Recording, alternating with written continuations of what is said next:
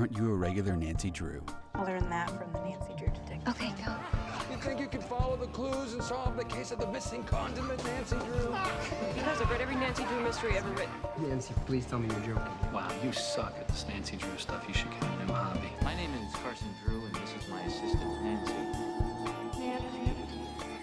Nancy Drew. It's curtains for you, Miss Drew. Nancy Drew strikes again.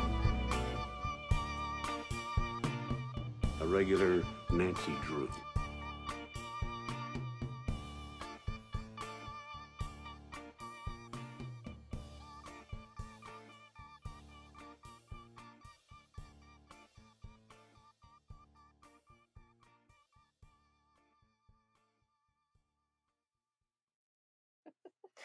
Hello, regular Drews. Hi, everybody. Welcome to episode 51. Yes, today we are covering arguably one of, or maybe even the most famous Nancy Drew story of all time. We were just talking about how it's probably the most adapted Nancy Drew story of all time, but The Hidden Staircase. Woo! Woo! Woo! Yes. I'm pumped. I love this story so much. I think that, it's definitely one of the most, classic Nancy Drew stories and, the most, just iconic. When I think about Nancy Drew, I think about The Hidden Staircase, and probably a lot of other people do as well. Even more so than The Old Clock, because The Old Clock was just, the first one in the series is always kind of weird sometimes.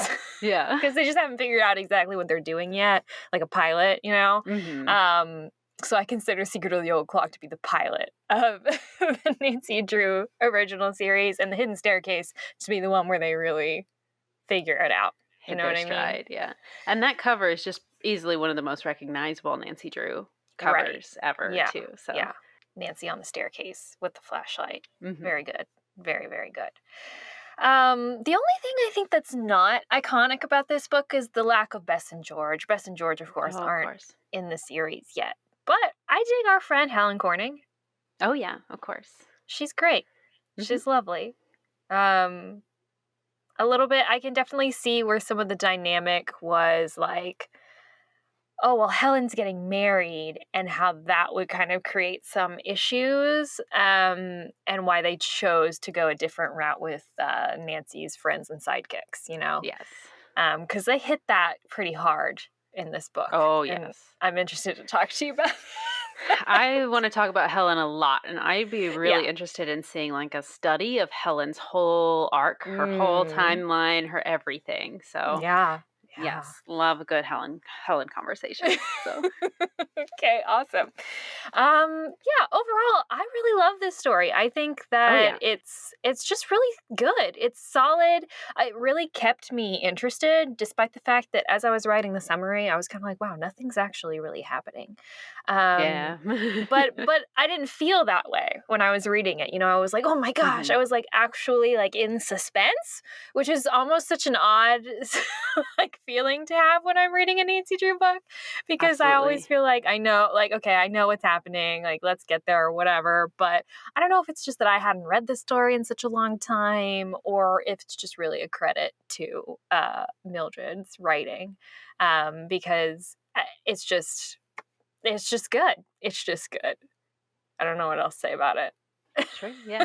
Well, speaking of Mildred, so this, of course, was released at the same time as Secret of the Old Clock, as the Breeder set in 1930, and then it was revised in 1959. You just read the revised text, right? Right. Yes, that's the only one I have. Yeah. Gotcha. I did read both. I did read both. I have to say I liked the original text a lot more. There was... Really? Overall, the plot is generally the same, and we'll talk about the differences in the plot after we do the summary. I think that would make more sense. But it's very different. Helen is barely in it.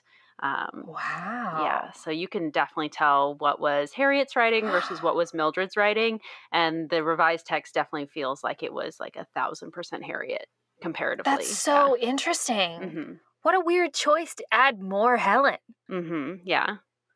So really, we see Helen for maybe 2 pages. We get we'll talk more about it Sure. after the summary, but Does we she get like the go to scene at the Twin Elms beginning. by herself?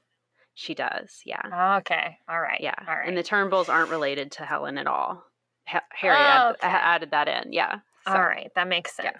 That makes a little bit more sense. Yeah. So I Okay. felt like it made it a lot more darker, spookier. Nancy was a lot more like strong, independent character that we know that she was in the original text. Because she was, it's just this darker, moodier. Nancy's all alone in the dark tunnel. I really liked it. I really, really liked it. Because then she doesn't have, it's not like she's staying with a friend and like family, a friend of, her friend's family. She's all alone with these people that she doesn't know. Right. Yeah, I bet. Wow. Yeah. Interesting. Fascinating. Yeah. God, I love Nancy Drew. Okay. I want you to go and read the original text so that you can really see how strong Mildred's writing is in this one. Okay. If the revision was so good to me, I can only imagine how excellent the original was. Yeah. Yeah, that's exciting to think about. Have to add that to my list. Oh, yeah. Let's see, what else do we want to talk about just in general? I guess we could talk about the cover. So there are 3 covers for this that I've found. Yes. So that one, I think, is the same. Yeah, I have the same revised text cover. There is also... Actually, let me just grab them so you can see them. So this was the original text one. Yes. Okay, yes. That looks familiar to me. God, what an iconic outfit. I know, right? Yeah, I've seen that one too. I hate that one. Hate it. It's not as cute. Okay, yeah. But that image there, that's so beautiful. Yeah, Sorry, the original 30s one is also Nancy on the staircase, it looks like, but and holding a flashlight, but she's wearing just the most amazing 1930s outfit with like this blue dress and this brown like overcoat that like sits like low on her waist and the little, what is that, a cloche hat or something? Oh, it's so pretty. That matches the dress, obviously. Yes, of course it does. Of course it does. With her little pumps. Excellent. Then the revised version that we both have is also Nancy on a staircase with a flashlight that is wearing like a blue outfit. It is a skirt and top this time instead of a dress, and loafers instead of heels. And her little Titian-haired 1950s bob. It's very cute, very classic. And then the other one that you showed me that you have, show that to me again. Nancy looks much more Marilyn Monroe-y, with her blonde curls and like shocked like expression on her face or whatever. Again, also wearing blue. I guess blue is Nancy's color. But on that cover, she's pointing into the secret passageway and presumably showing Miss Flora and Aunt Rosemary. Yeah, the Turnbulls, the secret passageway. So in the original, they were sisters, not mother-daughter. And Okay. they are Floretta and Rosemary, not Miss Flora. So Okay. they changed the name for some reason too, which is weird. But yeah, I don't know. What's wrong with Floretta? It's a beautiful name. Right? I don't know. Maybe... It just seems like sometimes with the revisions, it's like, why did you make this work for yourself? Right. Okay, 3 words. Oh, hidden passageway. Yeah, This secret is like passageways. the Secret trope. passageways galore. Yes. Ghosts or ghost singular. Old-timey mansions. Yeah. I mean, yeah, what could be better? Right. Perfect. Okay, you ready to get started? Very excited. Alrighty. So we start off, and immediately Nancy gets a phone call. Oh, just by the way, we'll be summarizing the revised version because that's the version that we both read. But yes, as Corey said, at the end, we'll talk about the differences between the revised version and the original text. So the summary from here is the revised version. Yeah. So Nancy gets a phone call from her friend. They also make a point to call her older, which is interesting. Her older friend, Helen Corning. And Helen tells us that her great-aunt Rosemary, since being widowed, has lived at Twin Elms, an old mansion, with her mother, Helen's great-grandmother. And some strange things have been happening there, and Helen basically volunteered Nancy to help them. She's like, oh, I have this friend. She solves mysteries. Let's call her. After Nancy hangs up, someone rings their doorbell, and Hannah answers, and it's a man named Nathan Gomer asking if, or maybe Gomer, I don't know, Gomber, whatever, asking if Mr. Drew is home. He's not, and Hannah tells him that he's not here. But then Nathan sees Nancy and asks, hey, are you Nancy Drew? He says that he's here to warn her and her father, tells her that Carson is in grave danger, and that Carson was like brought in to do legal work for the railroad while they were buying some property here, and then a lot of folks who the railroad like bought out thinks that they were being cheated by the railroad.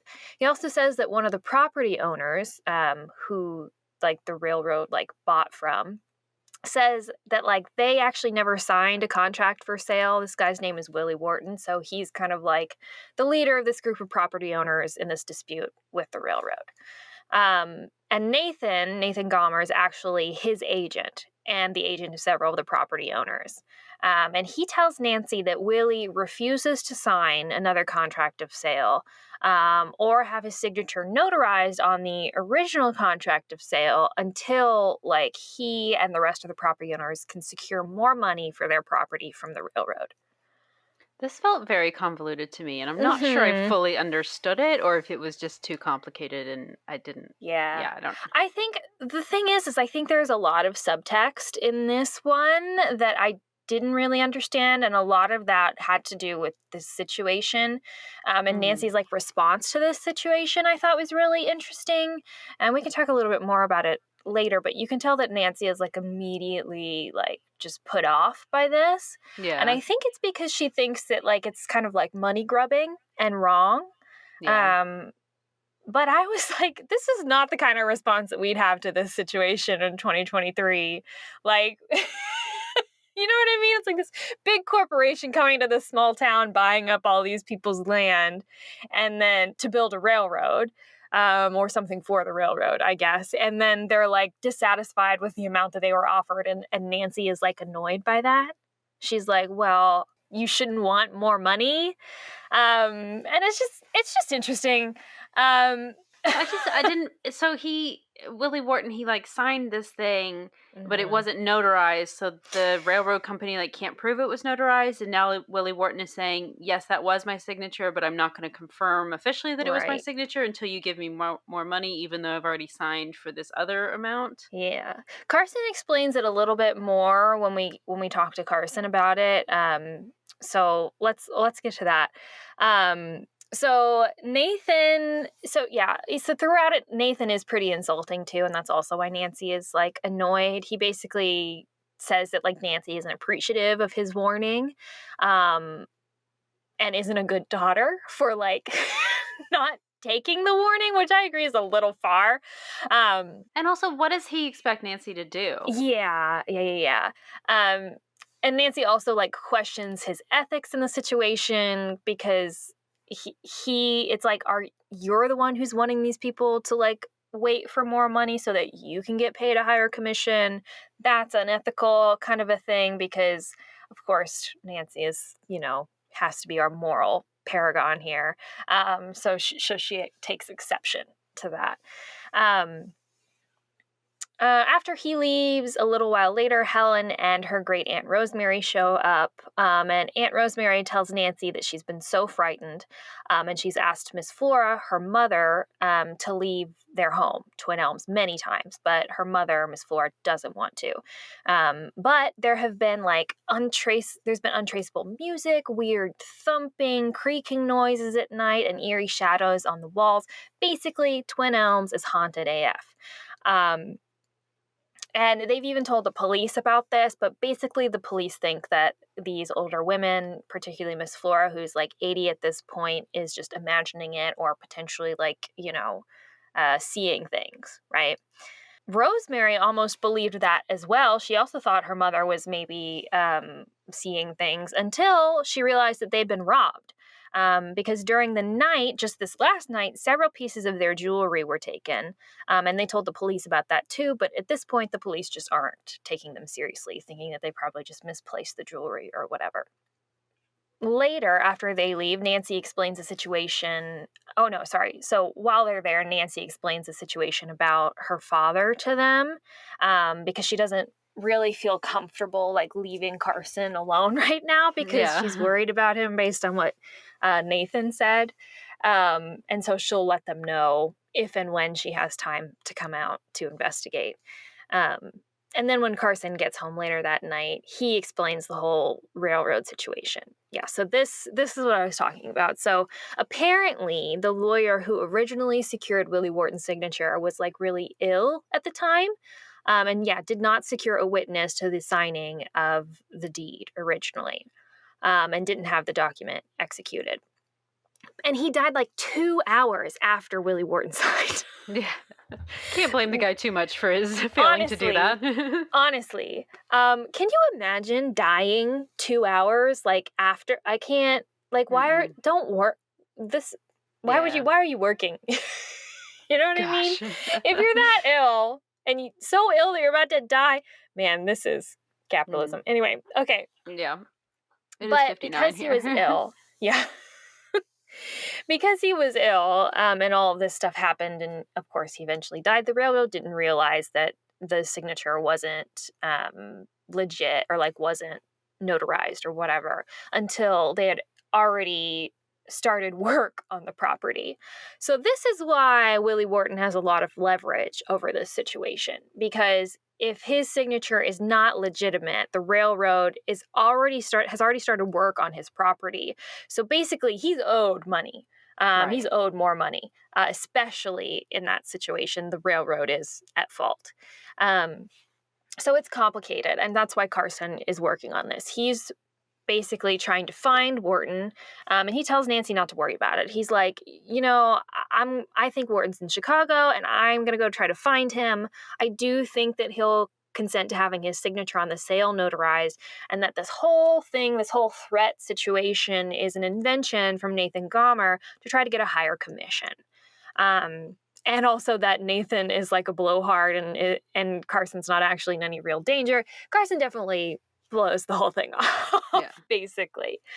I think this is what confused me as well, because Gomer's making these threats, but Carson is like, for some reason, he knows he's in Chicago. We don't know why, but Wharton's like in hiding so that he can like wait out this thing with the railroad company, but Carson's also like, oh yeah, if I find him, he'll sign. He just is making it really hard to find him because he doesn't want to sign.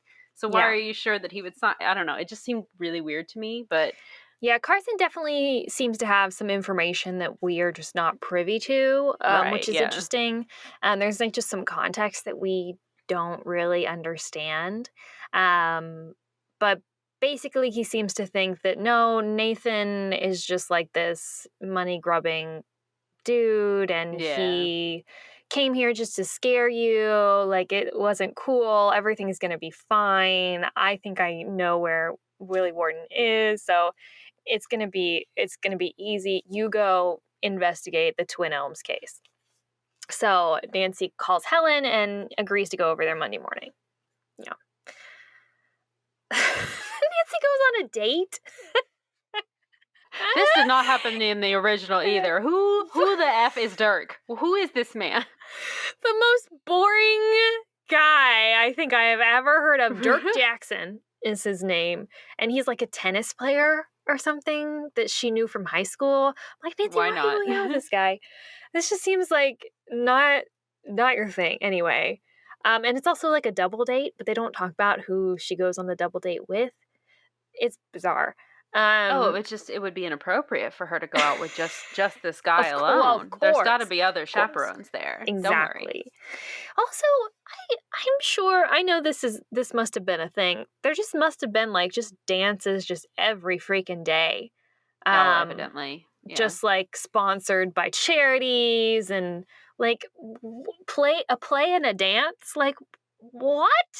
When you're Nancy Drew, that's what you do for a date. Anyway, then she comes home. There's literally no point to that little interlude. She comes home, and then the next day she goes to church. Yeah. Also weird. Why is this here? Why are we talking about this? whatever. She goes to church with Carson.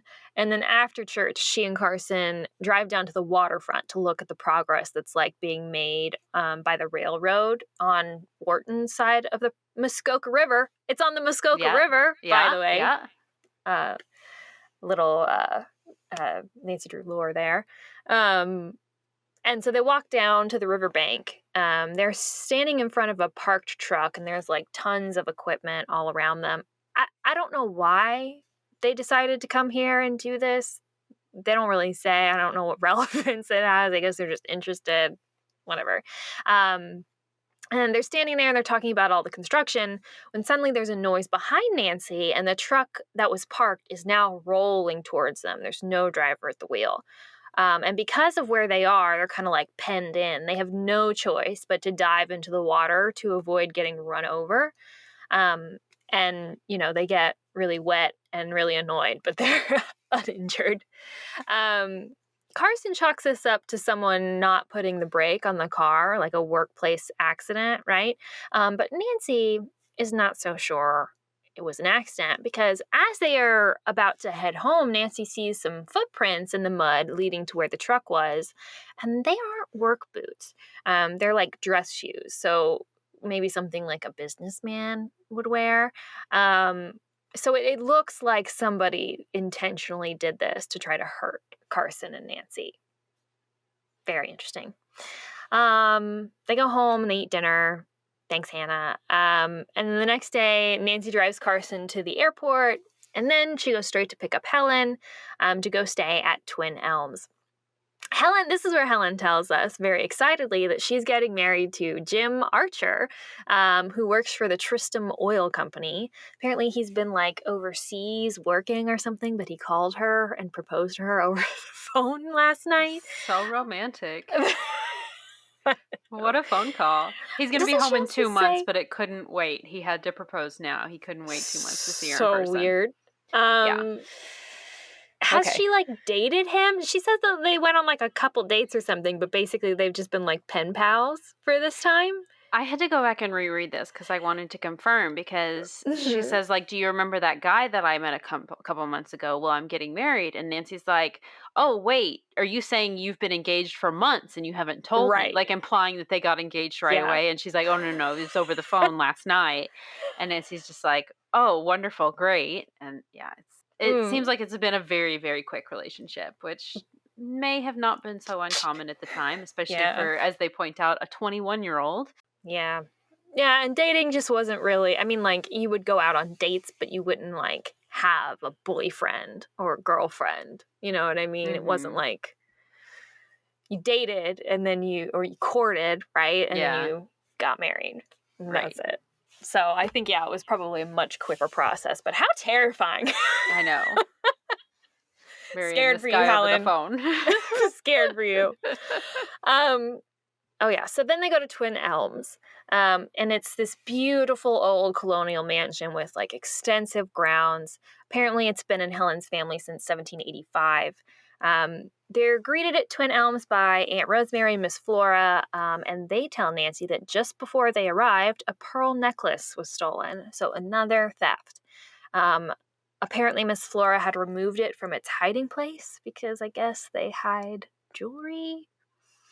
Interesting to look at the catch, because she remembers that the last time that she wore it, there was something weird with the catch, so she was making sure that, like, the clasp on the necklace wasn't broken.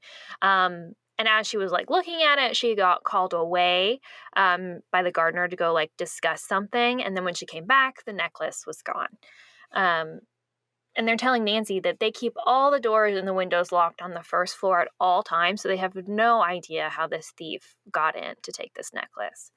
They talk about the layout of the house a little bit and how anyone would have to move around it to be unnoticed.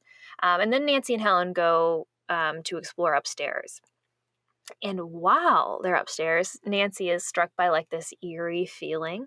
She's like, what if the thief is still here? Like, maybe that's why no one has noticed, because the thief has been here the whole time and has never left. Oh.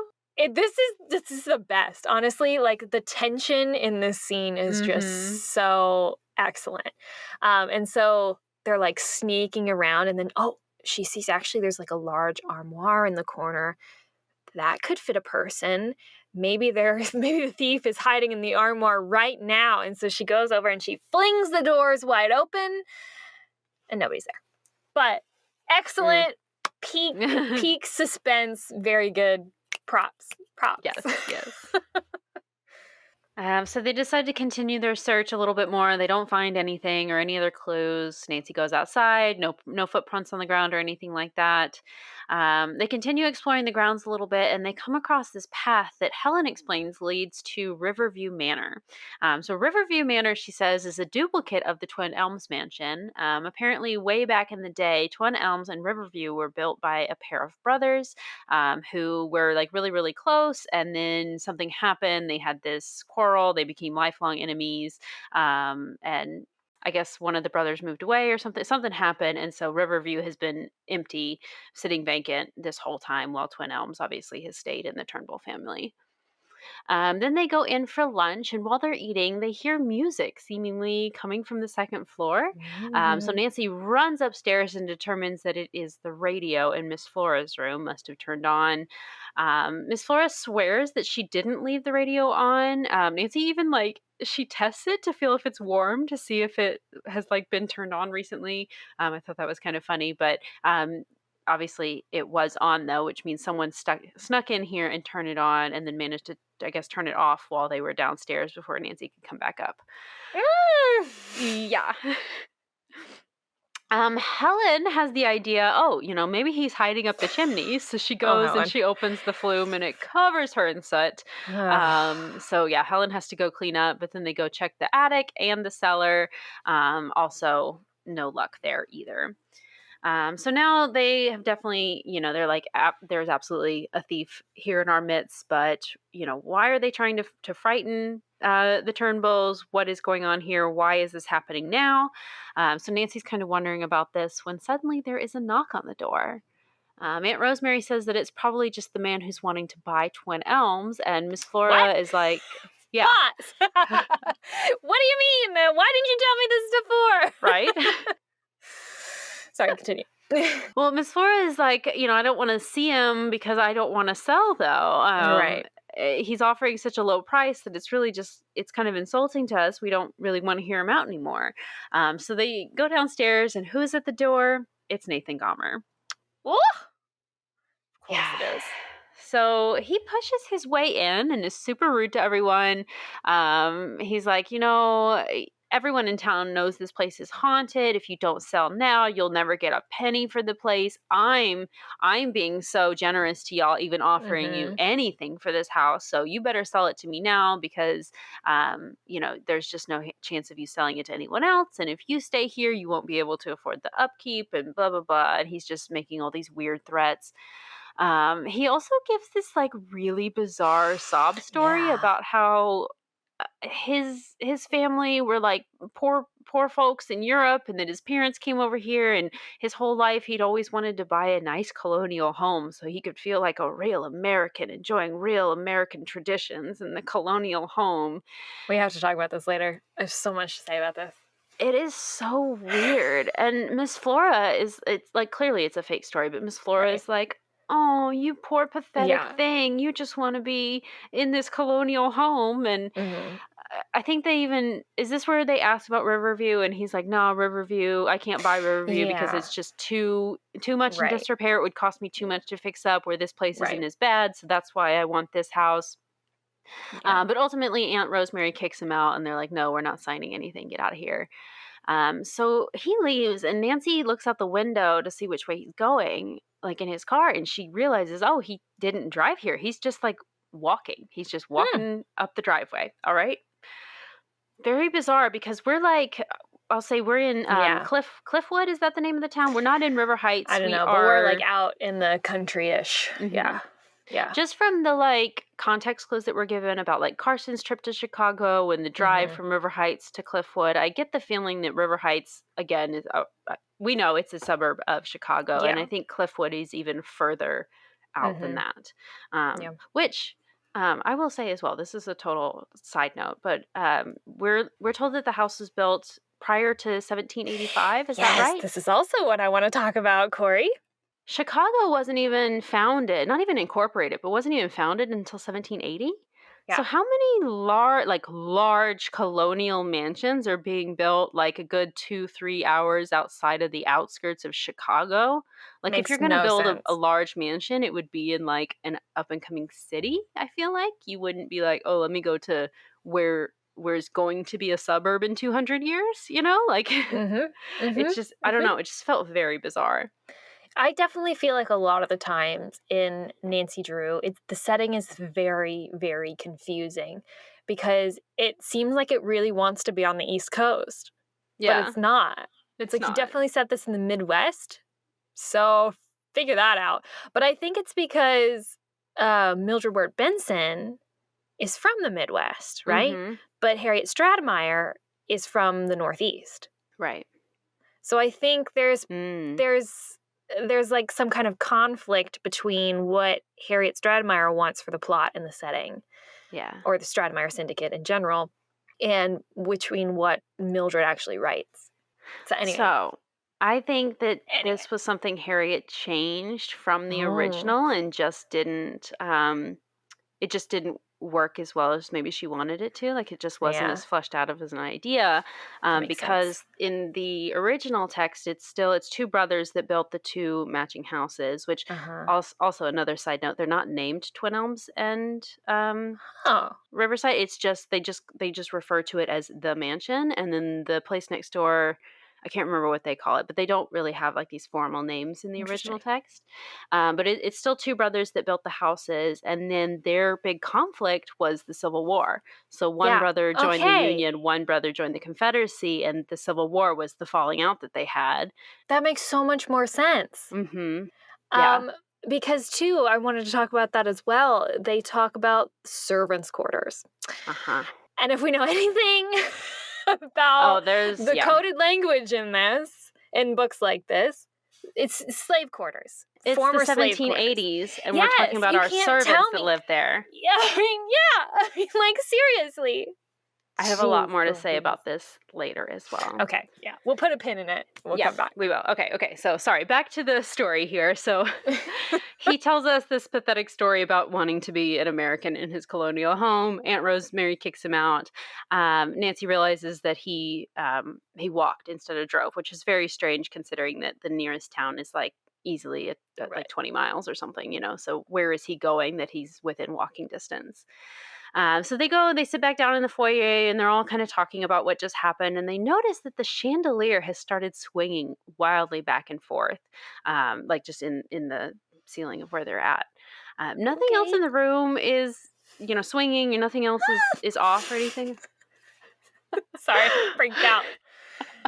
It's spooky. It is kind of spooky, Corey. It is really freaky. So Nancy's like, oh, obviously someone is just in the room right above us. I think they say it's Miss Flora's bedroom is the room right above where they are right now. She's like, clearly someone's just in there. They're walking around up there, and that's what's causing the chandelier to swing. So she runs upstairs, and just when she reaches the top of the stairs, she swears that she can hear a door closing, but she doesn't see anyone. She doesn't find anything. Very strange. So the other three ladies have followed Nancy up the stairs, and so they kind of talk about it. And she's like, "You know what, Helen, you go back downstairs. I'm gonna like jump up and down in the center of the room in Miss Flora's bedroom. You go downstairs and tell me if it makes the chandelier swing, and we can confirm our theory that yes, someone walking in here definitely could have made that happen." So as soon as Helen gets downstairs, Nancy starts jumping up and down, and she's like, "Is it working, Helen?" She calls out to her, and then Helen just lets out a piercing scream. Sorry, this part's very funny to me. It is. So they race back downstairs, and Helen is like almost passed out on the sofa, and they're like, "Helen, what's wrong? What happened?" And she's like, "There's a gorilla face outside the window." And they're like, "Wait, what?" And she's like, "No, seriously, looking out that window just now, I saw the face of a gorilla looking at me, and it was so horrible and grotesque." And so Nancy's like, "Oh my gosh, I gotta go check this out." So she runs outside. She goes around the side of the house to where that window is.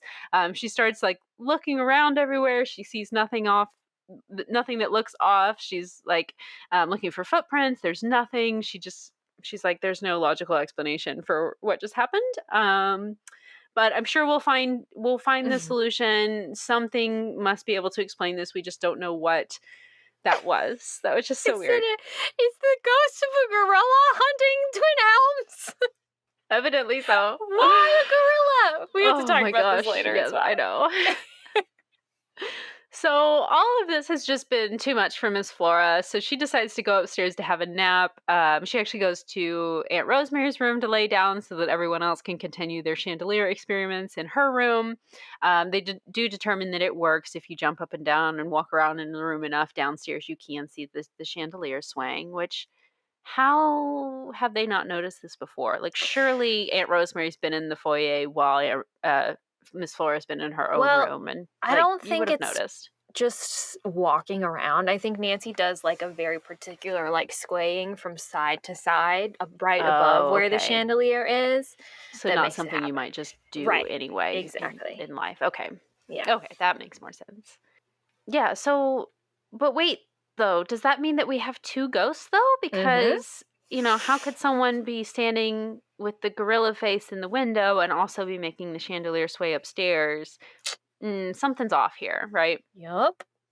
So, wait, hold on.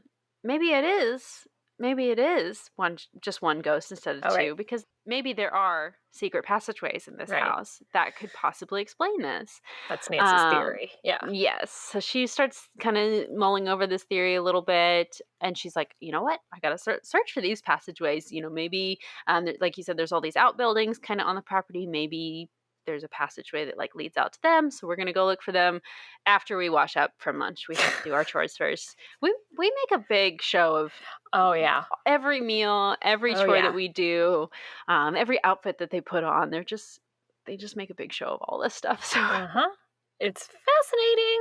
Yes, it really is. And so after they finish that, they look around on the second floor. They look everywhere that could even possibly look like it could open up a secret entrance to a secret passageway, but they have no luck. So it's dinner time now. So we go and we eat dinner. At which time Carson calls us and he tells us that he hasn't been able to locate Willie Wharton in Chicago, but now we actually think that he might be in another city.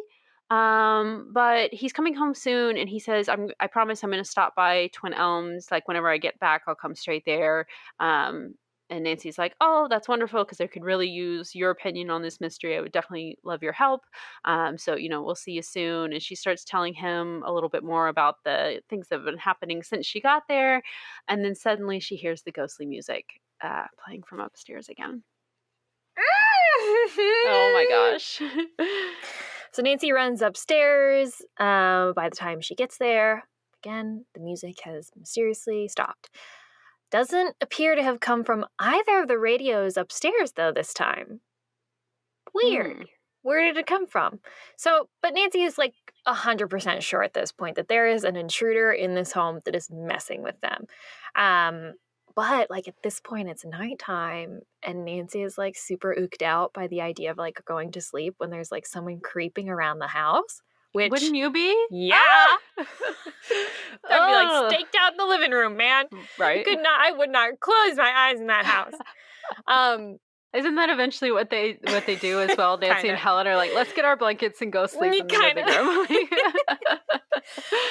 But at this point, Nancy decides to call the police herself, and she asks them to post an officer on the grounds at night to patrol the grounds.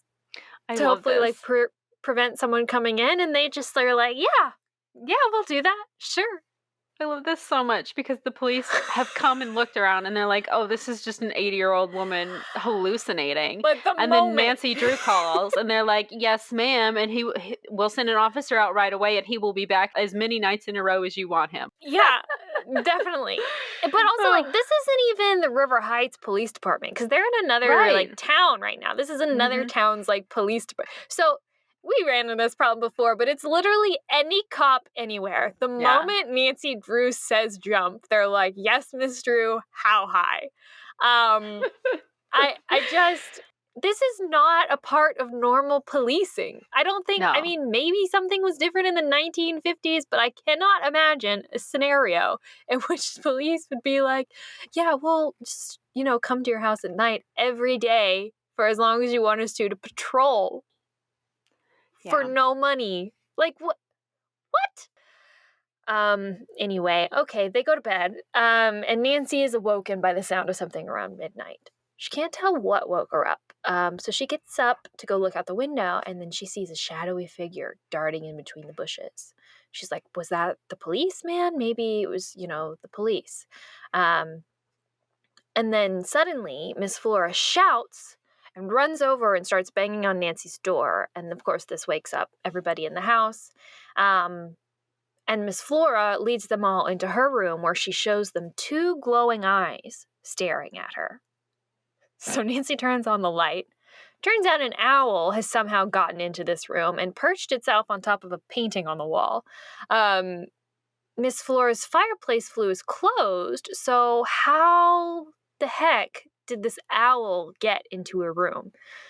Nancy, of course, figures, well, the ghost must have let this owl in somehow. Why? Obviously. I'm sorry. Obviously. We'll have to talk about this later as well. Whatever. So, Miss Flora goes to sleep in Rosemary's room with Rosemary, and Nancy and Helen carefully remove the owl, very skillfully, by the way. There's no running around the room and screaming as it would happen if I were trying to remove an owl from a bedroom. But they get the owl out and lock Miss Flora's door so that if the ghost thief is somehow able to access Miss Flora's room while the door is shut and locked and everything, they won't be able to get out to the rest of the house, right? Right. That's pretty smart. Wishful thinking. Thinking. It is, yeah. Then Nancy has the genius idea of going skulking around the grounds at night to try to find that shadowy figure. Literally, it's midnight right now, maybe even like 1 a.m. at this point.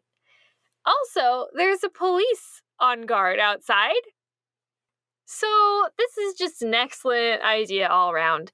So she goes out to do that, and of course she's instantly caught by the police guard.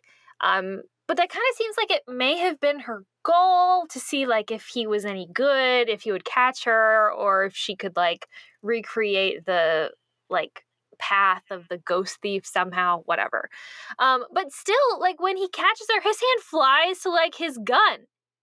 He could have shot her. Like, yeah. Nancy Drew. Jesus, what an idiot. Sorry. Okay. She talks to the cop and he introduces himself as Tom Patrick, and he tells Nancy that the figure she saw was probably him. Okay, great. Thanks so much. He tells us he's been patrolling all night. He doesn't see how a figure could have entered Twin Elms without him seeing it. Nancy explains her theory to him about there being a secret passageway that might lead from an outbuilding or something into the mansion. And Tom Patrick tells us he'll keep patrolling around to see if he sees anything, and if he does, he'll throw a rock at Nancy's window to let her know. So Nancy just goes back to sleep. The next morning, Nancy and Helen go to explore the outbuildings to try to find this secret passageway. They search the old ice house, smokehouse, and the quote-unquote servants' quarters, and find nothing. In the last outbuilding, the carriage house, Helen falls through rotten floorboards in the floor and falls through a hole. She's okay. Nancy at first thinks, hey, we found the secret passageway, but we definitely haven't. It's just rotted out floorboards. Yep. But at this point, Helen's like, I'm done. Let's go get lunch. And they eat. Then after they eat lunch, they explore the cellar again. Still no dice, no luck. Yeah. This is what I'm talking about in this book. It's like, how many times are we going to search for a secret passageway and how many times we're not going to find it? Because, wow. Anyway, that night, Nancy talks to everybody about how she's excited for Carson to come the next day. But then she gets a phone call from Hannah saying that her father actually wired Hannah to say that he's been delayed in Chicago. He didn't say why, but they assume that he's, on Willie Wharton's trail somehow. Until Hannah tells Nancy that she heard that Willie Wharton was actually seen by the river in River Heights just a couple of days ago. turns out the postman heard this from someone else and told Hannah, so it could be a mistake, I guess. But this gets Nancy worried about Carson, because, like, what would delay him in Chicago if Willie Wharton was supposedly here? And he also wired instead of telephoning like he usually would. So what if that wasn't actually him that sent the wire at all? And what if someone is actually holding him captive? Frightening. But at this point, there's not a whole lot Nancy can do, because, of course, she doesn't know where Carson is, and she hasn't really, she doesn't know how to contact him, right? So Helen and everyone just decide to take Nancy upstairs to the attic to, like, try on a bunch of old, like, dance costumes in a trunk, and they, like, play some music and dance. There had to be a Nancy dressing up scene. There had Of course. Of course. So they're, like, wearing these old-timey costumes, I guess. I don't know what they mean by old-timey, but some kind of costumes. And they go downstairs to dance. When suddenly there is a shout from outside. It's the police officer. He seems to have caught someone. And so they all run outside, and it's this man, and he claims that he's just a neighbor taking a shortcut home. He swears he's never broken into this house or whatever. He's just, cutting across their property. And after some telephone calls, they confirm his story. It's a really funny scene, though, because they're, like, awkwardly wearing these, like, costumes. And he's the man who's, like, cut across their yard or whatever is like very weirded out by, like, what's going on. But whatever, it gets resolved and then they go to bed. But just as Nancy is drifting off, she remembers that the paneling behind the trunk with the costumes looked different than the rest of the paneling in the attic. So she thinks there could be a secret passageway there, and she resolves to check it out tomorrow morning. So they get up the next morning, and Nancy tells Helen about her plan to search for the secret passageway, but she's like, I don't want to upset Flora and Rosemary too much anymore. So they suggest that they go outside for the morning. It's a nice day. Go spend your time out in the garden. We are going to be in here. We're going to clean up this morning. You guys go rest. Don't worry about it. So they clean up for like half an hour. It's this weird thing where they're like, if we just spend half an hour of our time, we could have this whole place spotless. So they do. I don't know why they had to make such a big deal of it, because it didn't seem that important to the plot, but whatever. They go upstairs, Nancy and Helen, they go check out the attic. They manage to figure out, they have this funny little scene of them, like, testing every single stair on the staircase leading up to the attic, just in case, for whatever, because obviously it's an old house, the stairs creak really bad. They're like, just in case, the bad guy comes and we need to move throughout the house very quickly and quietly, let's figure out how we can ascend these steps without making any noise. So they have this funny little scene of them, like, hopping up the steps and, like, okay, step on the right of this step and then skip step 12 and then on the left of step 13. And so they figure this out, and then they go into the actual attic and they start messing around on the wall behind the trunk, and it doesn't seem like it's hollow, and they can't really find a space like behind this panel. Let me explain this better. Helen goes and gets a screwdriver, and they're, like, sticking it through the cracks in the panel, and they're trying to, like, see if they can maybe, like, pry it off or see if there's anything behind it. But whenever they put the screwdriver through the cracks, there's just, like, solid wall behind that. And so, like, oh, maybe it's just, like, just it's attached to the wall weird. It's not actually a hollow space behind the wall. So kind of a dud. They don't really find much. And Helen goes outside now because she is expecting a letter in the mail from Jem. And Nancy now realizes, because they, like, make a big show of Helen talking about, like, let's go downstairs and check the mail. So Helen goes downstairs, but Nancy's still in the house by herself because everybody else is out in the garden now. So she decides, maybe I can convince this ghost that the coast is clear. So she, like, settles down and, like, gets really quiet just to see if the ghost will reveal himself. And she does start to hear, like, really strange creaks, like, coming from the staircase. And she's like, oh, maybe it's the staircase, like, coming up to the attic, but it doesn't sound like it's coming from that direction. It sounds like it's coming from behind the wall. But even, she's even, like, sneaking around the attic a little bit more. She just can't seem to find this ghost. She can't seem to find where the noises are coming from exactly. So She starts to have this hunch that maybe some things have been stolen this way through the passageway in the walls, and she calls Helen inside to start lunch. And she's just like saying this so that the ghost can hear that they're going downstairs to the kitchen, but then they start looking through the valuables to see if anything was taken. So like the silver in the kitchen or anything like that. Sure enough, some silverware is missing, and actually some food is missing too from their pantry, which is kind of weird. I think some milk is missing and some eggs and bread and stuff like that. So Nancy kind of gets this idea that, okay, now I'm pretty sure that somebody has been listening to our conversations this whole time. So she starts writing notes to Helen just in case somebody is listening right now.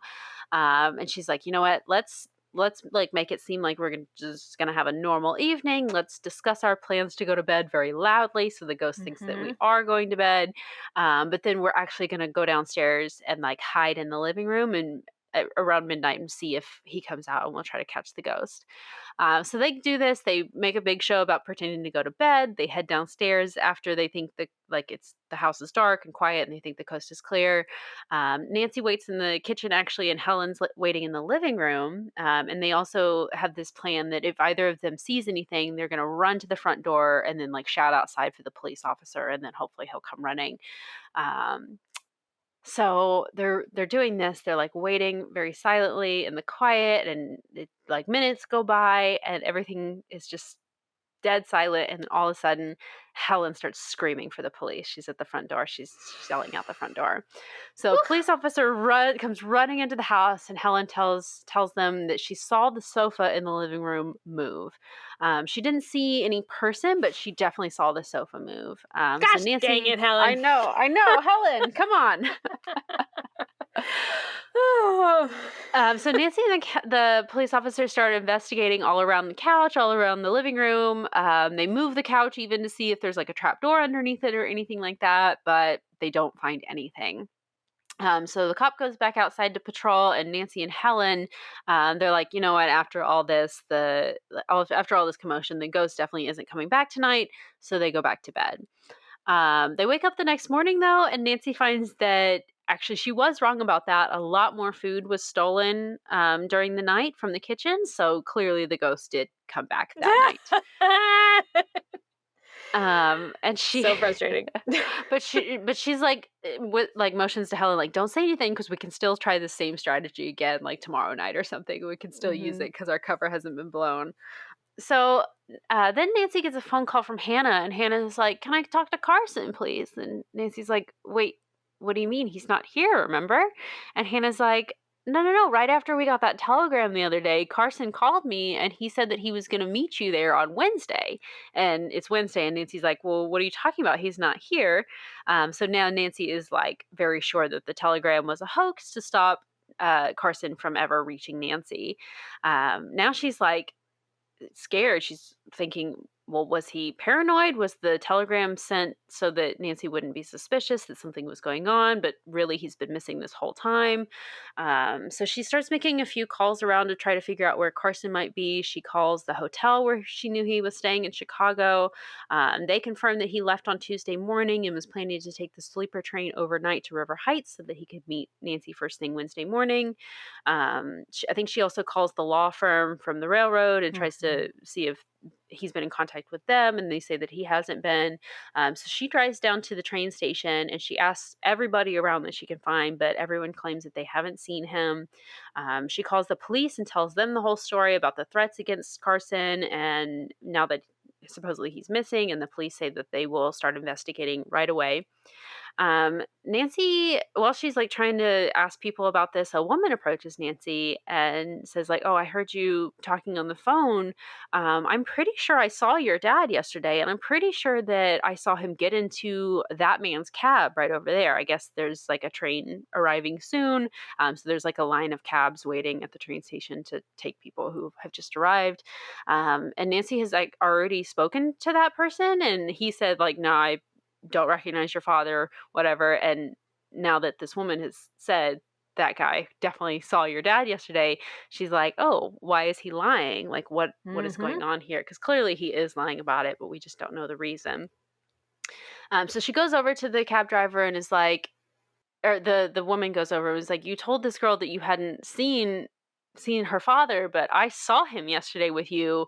what's that about? And he's like, he gets really like weird and like scared acting. And Nancy's like, so has someone been threatening you, or like who is telling you to keep quiet? Like what's going on? And he's like, well, since you guessed, I'll go ahead and tell you. Yes, I did pick up your father yesterday from the train station. He asked me to drive him to Twin Elms. And then as we're like leaving, some other guys came and like ran and flagged down the cab, and they were like, oh, we're going in that direction too. Can we just like get in the car with you? And so the cab driver lets them do that. And then a few minutes later, they start yelling at him to stop the car because Carson has gone unconscious. So they get him out of the cab and like I guess just on the side of the road to like look him over and see if he's okay. And the cab driver's like, no, let's not stop. Like I'll drop you guys here and then I'll take him to the hospital. And then another car like drives up behind the taxi, and some guys get out and are like, no, we will take him to the hospital. Let us have him. And so the cab driver kind of tries to protest, and they're like, no, if you tell anyone that you saw us or this man, something is going to happen to your children. We would hate to know what goes on with your children if you say anything. So he gets so scared that he lets them take Carson and he leaves. But yeah, now we're pretty sure that Carson was like drugged and these men obviously kidnapped him, the guys in the other car. Horrifying. Yeah. Very, very scary. So Nancy starts calling all the hospitals in the surrounding area just to make sure Carson isn't actually in the hospital, but he's not. Clearly, they didn't actually take him to the hospital like they said they were going to. So she calls the police and gives the description of the men that the cab driver gave to her. She tells them their description. And at this point, she's kind of at a loss for what to do. So she calls Hannah and tells her everything that she just learned. Hannah suggests that she leaves it up to the police and that she should just like leave it with the police, but then call those other lawyers that your dad was working with and just let them know what's going on. So she does that. But the lawyers at the law firm that whatever law firm is working for the railroad, those lawyers are currently out for lunch, and so Nancy is just kind of in town right now. I guess she drove into town to go to the police headquarters. Oh no, she drove into town to go to the train station. Yeah. And so while she's waiting, she goes and gets lunch, and she calls, and they're back at the office, and she asks them to call her at Twin Elms if they learn anything. So she heads back to Twin Elms, and she decides to drive around the estate to see if she can like see anywhere that might be like an entrance to like an old grassed over hill, like anywhere that might be a concealed secret passageway opening. She sees this hill that she thinks might be like an old aqueduct or something like that that's just been grown over by now. So she gets out and she sees a cave in the side of it. And as she approaches the cave, she sees this old newspaper like rolling around on the ground outside. So she's like, well, obviously someone has been here recently. She sees that it's actually a copy of the River Heights Gazette. And when she opens up the newspaper, she sees the page of the classified ads, and like an ad has clearly been cut out of the center of the paper. So who is interested in both River Heights and whatever is in this like missing classified ad? And also she notices that the paper is yesterday's paper. So someone has been here very, very recently. And Nancy like starts to have this thought as she's like standing in this cave opening, like reading this newspaper. She's like, maybe who left this here is still inside the cave, and maybe this is even where they're holding Carson. So she's like, do I want to go in? Do I dare? Could they grab me too if I like got too far into this cave? So she like goes in and she's like, okay, I'm 5 feet in. Okay, I'm 10 feet in. Still nothing. She has to get her flashlight out and she's like, okay. Still nothing. Okay. And there's the wall of the cave. So it's just this cave. There's nothing in there. But it is a very spooky scene. Tense. Yes. I know.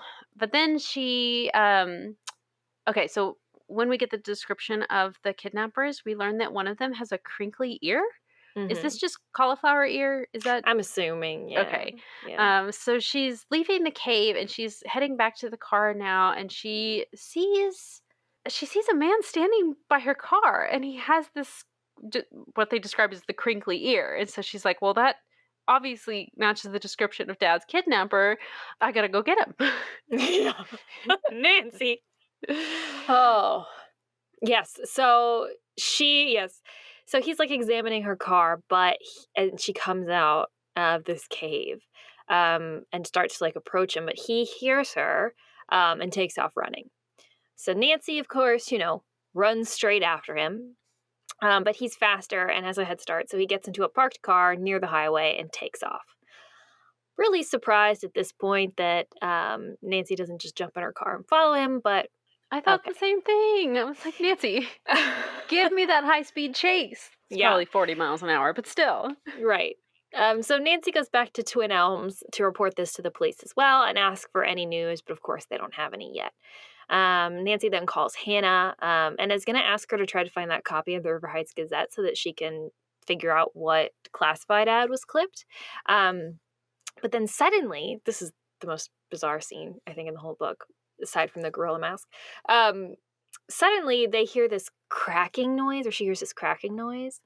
And Helen comes out of the kitchen and shouts at Nancy to look out as the ceiling of the hall comes crashing down on top of them. They are knocked to the floor and covered in plaster, Helen sustaining a huge bump to the head, and Nancy is now unconscious. Aunt Rosemary and Miss Flora come running to the girls, and Nancy does reawaken pretty quickly. But they're, of course, a mess, covered in plaster. They go into the library to get away from all the dust. And Nancy tells them, "Oh, no, I'm fine. Don't call a doctor." Why would we do that? Nancy, you're unconscious. Okay. Miss Flora asks if the ghost is responsible for this accident, but Rosemary reminds her that there was a leak in the hall from the last storm that soaked the whole ceiling, and so it probably was just water damage that caught it. Yes. So they just clean it up, and that's that.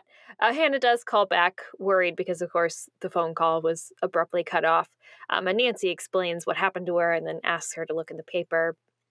Hannah finds the paper and tells Nancy that the ad that seems to be missing from the paper that she found was one for Aiken's used car dealership. And she gives Nancy the address to this. And with that info, Nancy decides to go into town to tell the police, not wanting to risk a phone call that the ghost could overhear. So she goes to the police station, and they're, of course, super appreciative and impressed with her clue-finding ability, and they just immediately send some officers down to the used car dealership to check it out. They also tell Nancy, so the men then come back, and they tell Nancy that the day before yesterday, a man named Samuel Greenman came and bought a car at that used car dealership, and he matches the description of one of her father's kidnappers. Unfortunately, they can't seem to locate him, as his neighbors say he's been out of town for some time. But they also say that he's a person of questionable character. I don't know what that's supposed to mean. Right. And he's wanted on robbery charges. Okay.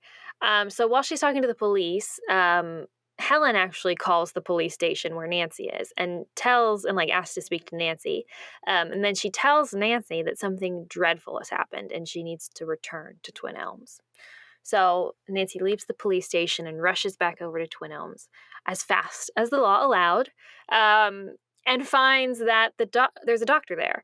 And Helen tells Nancy that Miss Flora has suddenly been taken very ill. She may have just had a heart attack. And the doctor actually wants to take her to the hospital, but Miss Flora refuses to leave Twin Elms. Helen explains what happened to Nancy. She says that they were in the kitchen cooking something special for Nancy to cheer her up because she's been upset about Carson, obviously.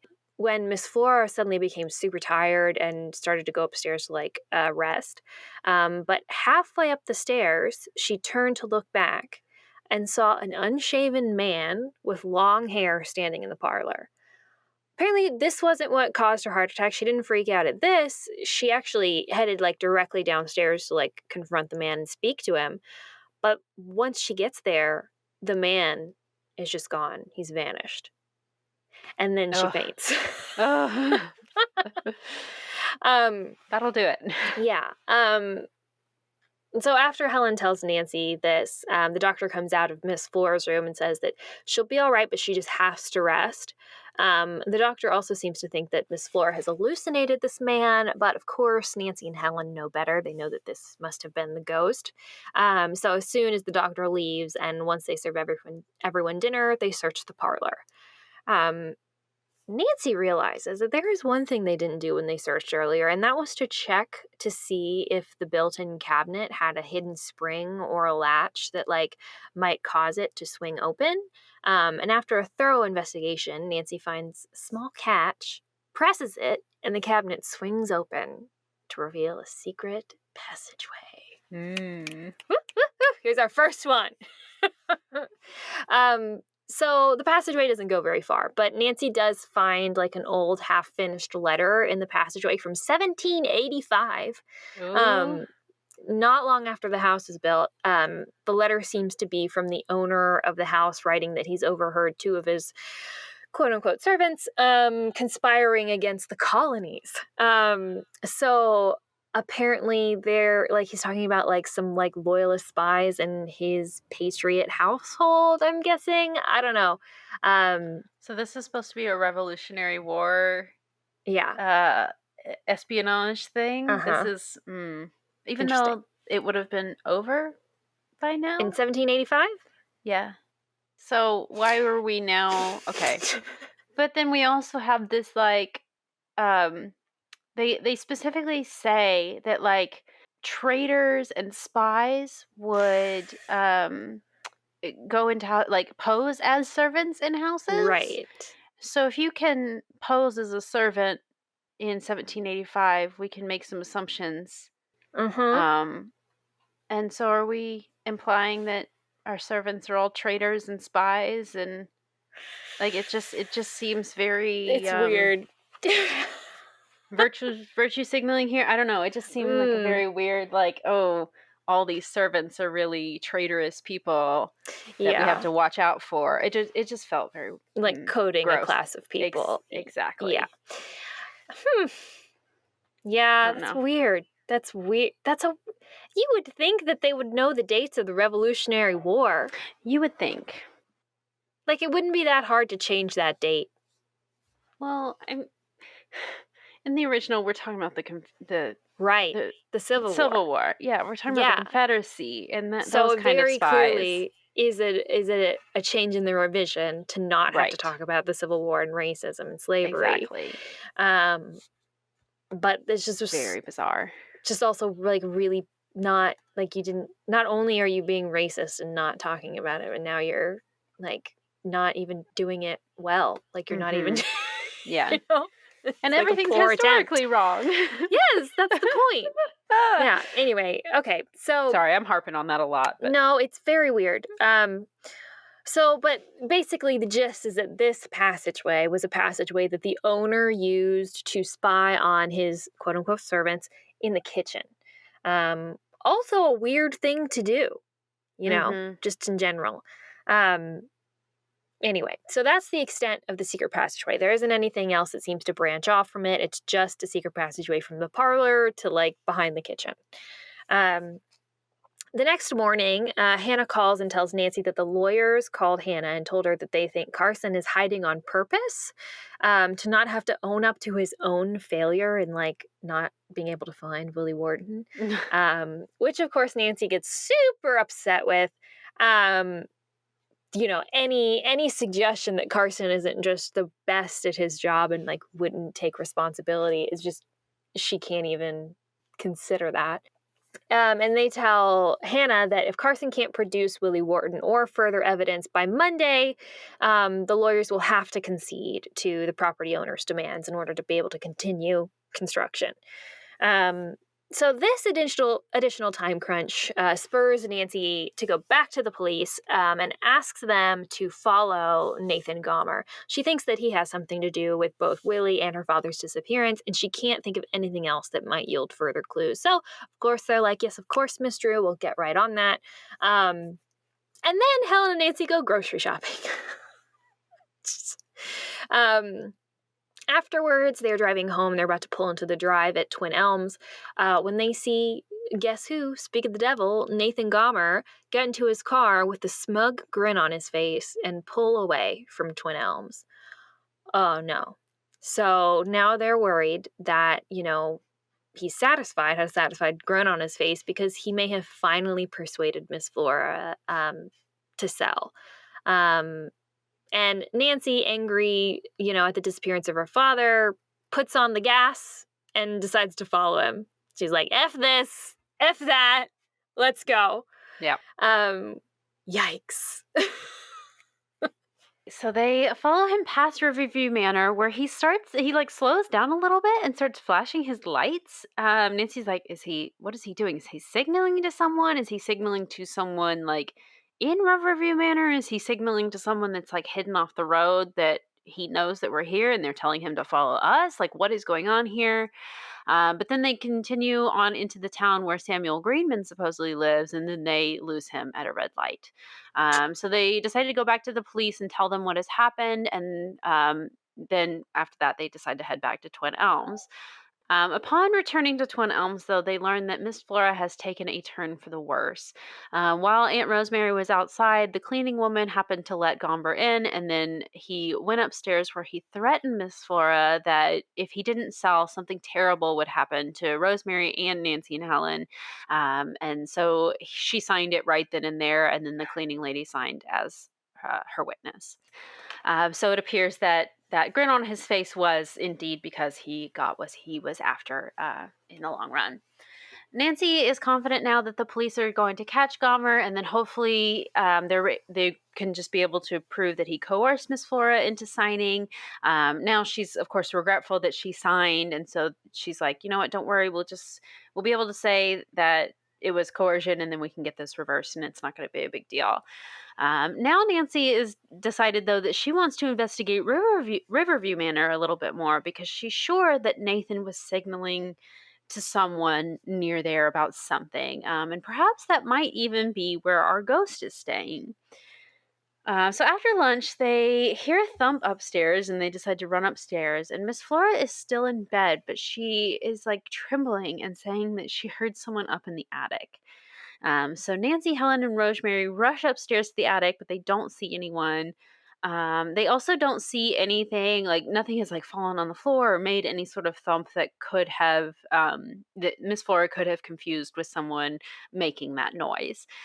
So Helen makes this remark. She's like, how did the ghost get in? I just don't understand. And then they hear this spine-chilling laughter coming from behind the wall, like a man's laugh. Like, ha, ha, ha, ha, ha. It's so freaky. My God. Ugh. Oh, I hate it. I hate it. I hate it. I hate it. I hate it. I would scream and cry and throw up and burn the whole house down. No, thank you. I just want to cry thinking about it now. So Rosemary has this idea, though, that maybe it's coming from the roof. Like, maybe that's where we're hearing this from, not from behind the walls. Of course, her father grew up in this home, and she remembers her father saying, she remembers hearing once her father saying that there was a trap door to the roof, but she didn't really know where it was, and she didn't know how to find it. So they start looking around a little bit. They're able to find it, and then with quite a lot of bit of effort and quite a few tools, they're able to get it open. It makes this really horrible creaking sound when it's open, though, and so Nancy pretty much quickly rules this out. She's like, there's no way the ghost would have used this, otherwise we would have heard this creaking, like it's that loud. So she goes up onto the roof anyway, and she sees this like tower lookout, like just a few feet over from where the trapdoor opens up onto the roof. And so Nancy's like, hey, maybe there was somebody up on this roof. Maybe they're now hiding inside this lookout thing. So she, of course, climbs out onto the roof and is like crawling on the roof. And Helen's like, no, Nancy, come back in. And she's like, no, I got to get to this hideout. So she climbs over there and she like peers down into it and she doesn't see anyone inside. She attempts to like go into it and she like puts her foot down to climb into it. And then the floor like gives way beneath her. So she's like, oh, never mind. So she crawls back out. She's like, probably very unlikely that any ghost would have used this because if I almost fell through it, a grown man definitely would have made this fall through. So Nancy uses this opportunity to look around, though, from her vantage point on the roof. She can see all the way to Riverview Manor, and she swears that she can see a light on in the window. So she decides, now I definitely got to check this place out. Oh my gosh. She heads right over to the realtor and asks her if he can let her in to look around inside the house. And he's like, I'd be happy to, but I can't because the property was just sold. And she's like, oh, what a shame. Hey, maybe I can contact the new owner and they might be willing to let me look around before they move in. Could you at least tell me who owns it? And he's like, yeah, this guy, Nathan Gomer. And she's like, oh, no.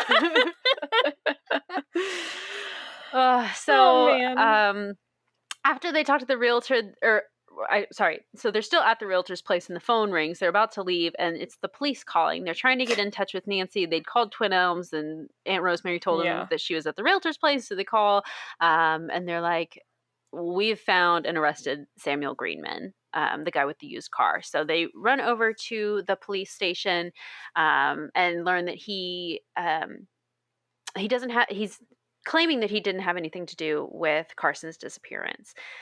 They also got the cab driver there, and he's saying that he can't positively ID the man as the one that he saw kidnap Carson. So the police are telling Nancy, we think he's just scared to talk. Maybe something's going on here. Could you go in and try to talk to them? What? Why not, right? Why not have this 18-year-old girl go in and talk to this whatever. Yeah, okay. So she goes in and she talks to the cab driver.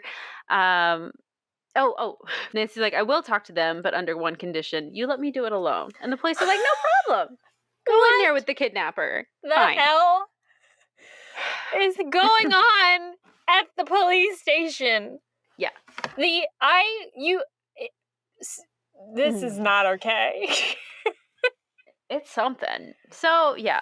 And the police are just like, bowing down to Nancy. They're like, yes, we know you've got the interrogation skills to make this work. So work your magic, Miss Drew. So she goes in and she goes to talk to the cab driver first. And she's like, hey, you have children. What do you think? What do you think they would do if something happened to you? And he's like, oh, they would be so scared and upset. And she's like, yeah. And don't you think that if, someone knew what had happened and could help, you would want them to talk? And he was like, oh yeah, oh, I see where you're going with this. You want me to like help you with the Carson thing? And she's like, yeah, could you? And he's like, yeah, okay, I'll ID the man. It takes like 10 seconds and Nancy literally just convinces she speaks him. 2 sentences to this man and he's falling over himself to help her. Like, well, yeah, in that case, if you put it like that, you win, Nancy Drew. So she goes, she gets the cop, and he admits to them, yes, I can positively ID Greenman. And then they let her go talk to Greenman alone. And so she does this a little more, and she says like 3 or 4 sentences. Yeah. And was like, can't you just admit to it? And he instantly is like, yes, I'll admit to it, and 6 other things. And just as long as or she says something about like, if you talk now, then the other guys are gonna get a worse sentence. And if you can just like admit that you were coerced into helping or whatever. And he's like, yeah, that was it, I was coerced. Let's go with that story. And so he admits everything to the cops, but he tells her he has no idea where Carson is right now. All his job in this was that he was hired to make sure Carson doesn't run away. He was one of the 2 guys that got into the cab with Carson when they originally left the train station. The other man in the car was the one that actually drugged him. And the driver of the car, the other one, like the other car, not the cab driver, but the other car that came up and then took Carson away with him, was also that's the guy that paid Greenman to like just make sure Carson didn't get away. So he gives the other guy's description to the police and they give that story. So that's done now. Check that off our list. So Nancy and I can Helen check that off my list. Yeah. Can't check that off yet. So we That's can't. done. That's done.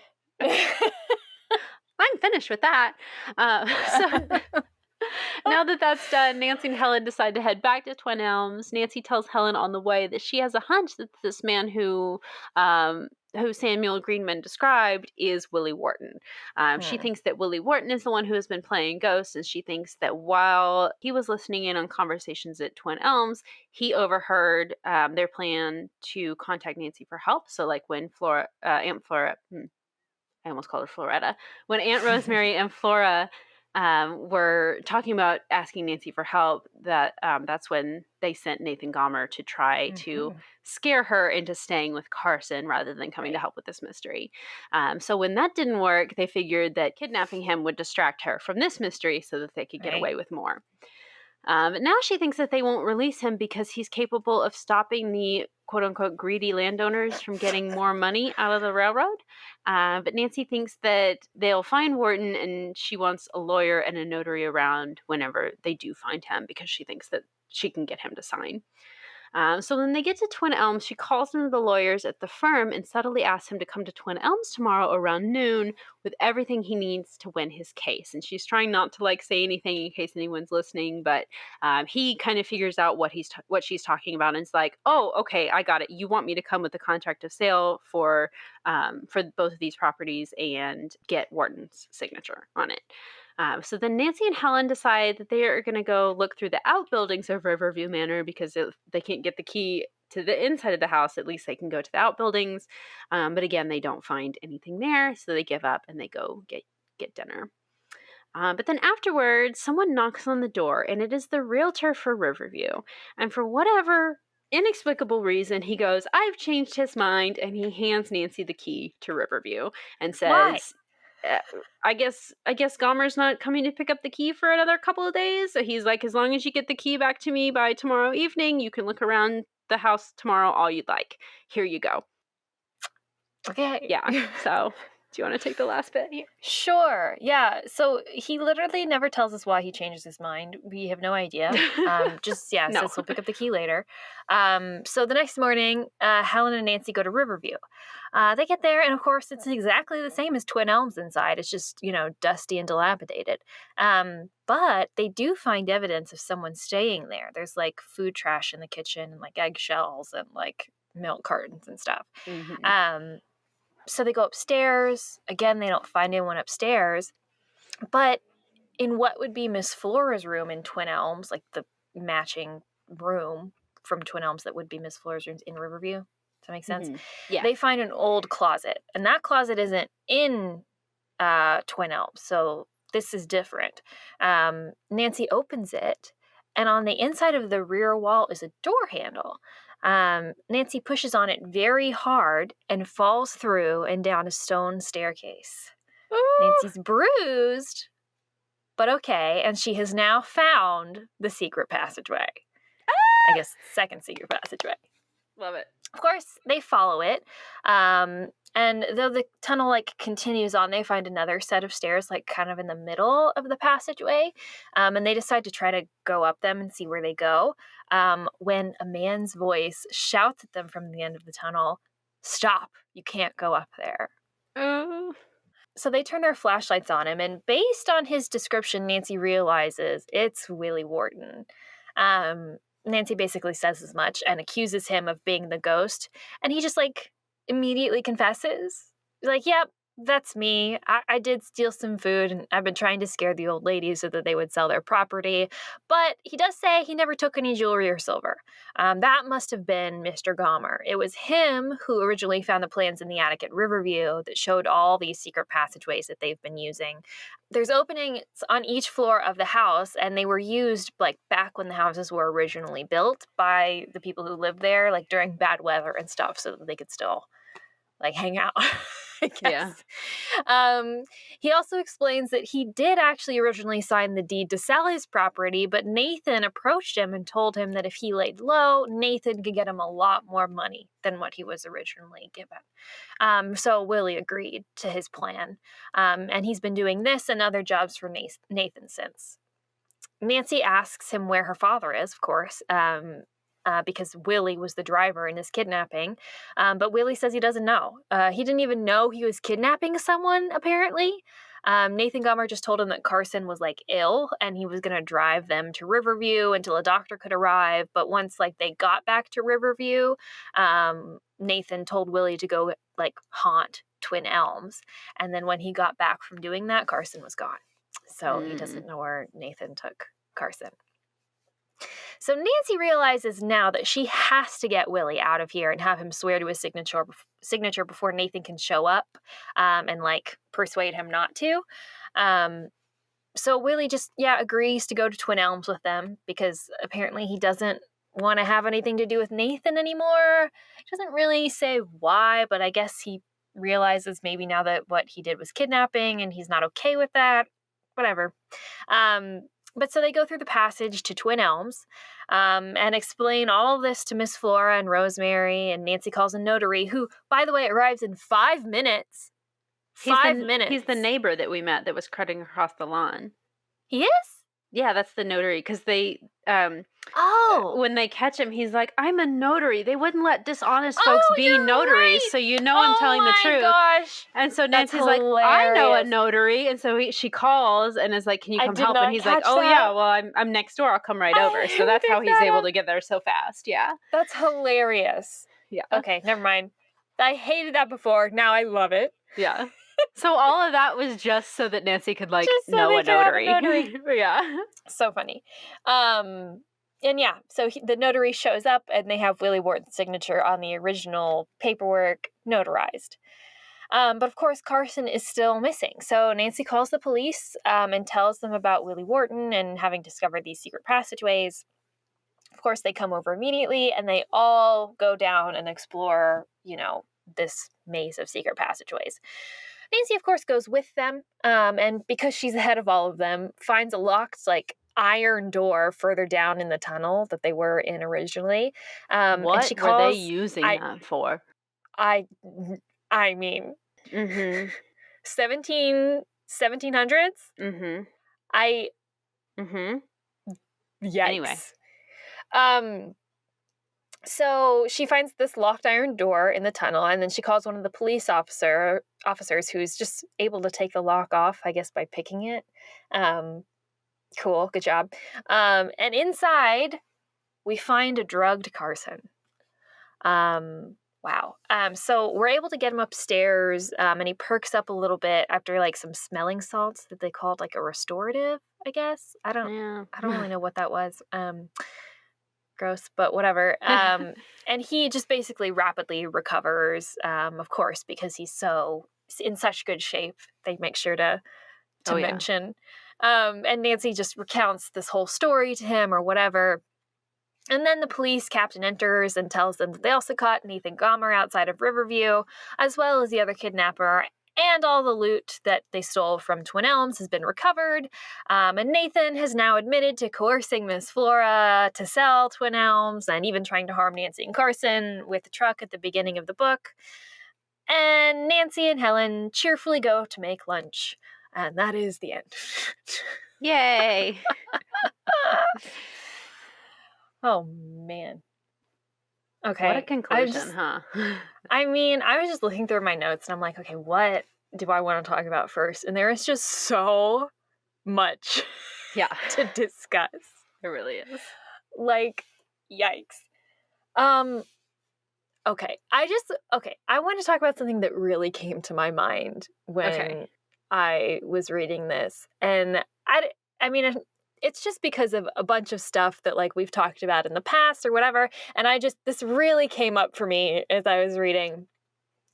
And it's this book, and I said this at the beginning, this book is such a quintessential Nancy Drew book. Nancy Drew is in her element. She is brave. She is quick thinking. She's smart. She is, really invested in stuff. It just feels very quintessentially Nancy Drew, with the secret passageways and the plot, and Nancy driving as fast as the law allows, and even the weird dates, and the cleaning, and all that just feels very classic. And of course, Nancy's relationship with the police, right? The way that they are falling over themselves to accommodate her, and how they just absolutely trust this 18-year-old girl to come into a police station and interrogate their suspects when they have failed. And so this is what gets me so much, because it's so clearly a fantasy story. This is so clearly not real life. I know that I wasn't raised in the 50s. But there is no reality in which grown men in a police station, police officers, are letting this 18-year-old girl who they have never met come in and just interrogate people. Like, that just wouldn't happen. Right. That's just clearly a fantasy that has been created for this, right? But my issue is when people come in and say, like, oh, well, they're racist or they're sexist or they're fat shaming or whatever, is just contextual. Just consider the time period in which it was written. Of course it's like this. Oh, you can't talk about it, too critically because, this was just real life, at that time. And I'm like, I'm sorry, that is fucking bullshit. Yeah. These books are not supposed to be depicting real life. They're fantasy escapism. It is so clear when you read scenes like that, like, this would never happen. This is crazy talk. So thinking that, like, we have to have, like, racism and sexism and, all the horrible stuff that we have seen portrayed in some Nancy Drew books in it just because that was, accurate to the time is a crock of shit. Yeah. The only reason why that stuff is there is because writers, editors, publishers were racist and sexist and fat shaming. Like, they chose to put it in there. Yeah. And we just can't get around that. And maybe it's a hot take. I don't know, but you can't convince me otherwise. Yeah. And that was on my mind while I was reading this a lot. Oh, yeah. Especially with, like, the very clear coding of, like, what would have in, like, this mansion that definitely would have involved, like, slavery and enslaved people. Oh, yeah. Just absolutely glossing over that. I was like, this is just so, like, because I know what people are going to want to say. Yeah. And I just can't truck with it. I just won't. It's ridiculous. So I just wanted to talk about that because the whole time I was reading this, I was like, this is fantasy. If we wanted to be anti-racist, if we wanted to be, totally feminist and body positive, we could be. Because it's not like people in that time didn't, that we didn't have people who held those ideals. You know what I mean? Yeah. So I just, I just can't. Well, let's talk about the original text here for a minute, Yes. because Nancy's relationship with the police is vastly different in this one. Oh, okay. Yes. She still has this kind of, like, they're incompetent and I'm better at this than they are, but it's less like, oh, yes, Miss Drew, whatever you'd like. And it's more like, we're doing this. And Nancy's like, what are you doing, you idiots? Obviously, we need to do this. And they're like, oh, yeah, I guess that is a good idea. Let's do what Nancy says. It's more like that. It's great. But yeah. Yeah, I could give a little overview of that. Yeah, I didn't make sure.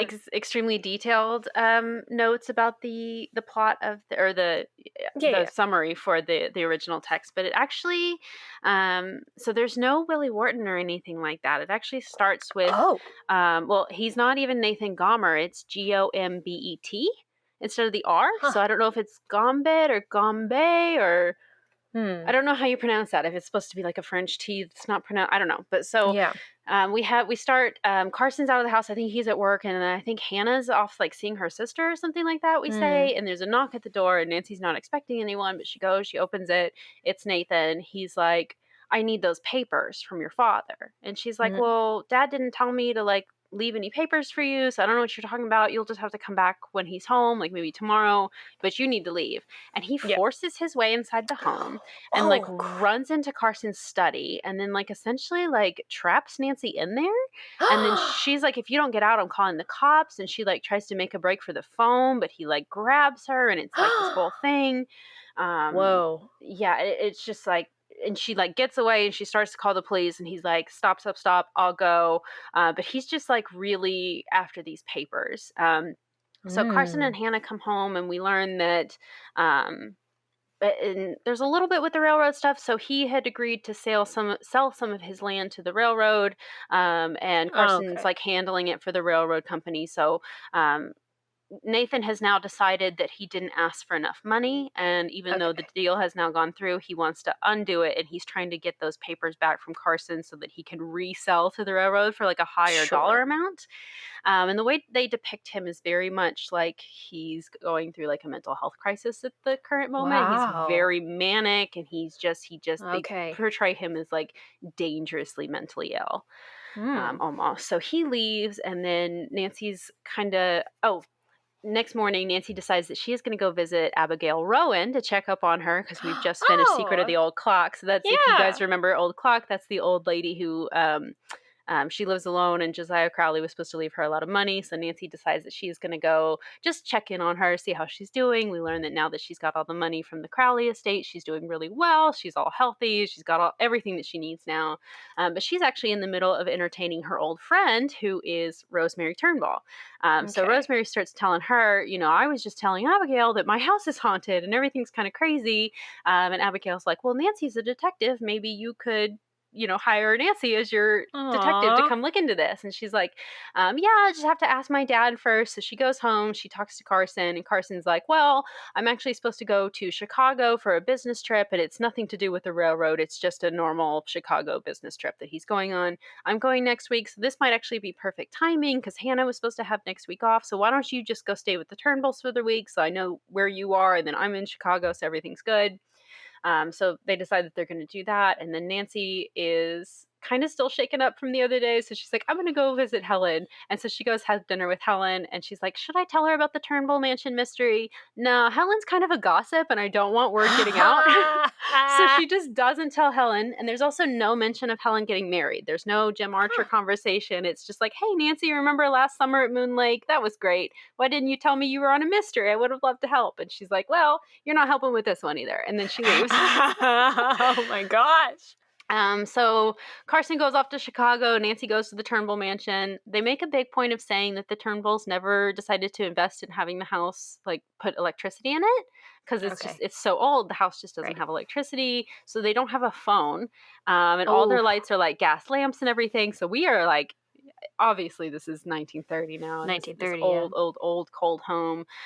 So Nancy's staying there. A lot of the same like hauntings happen. A lot of the silverware is stolen, jewels are stolen, all that kind of stuff.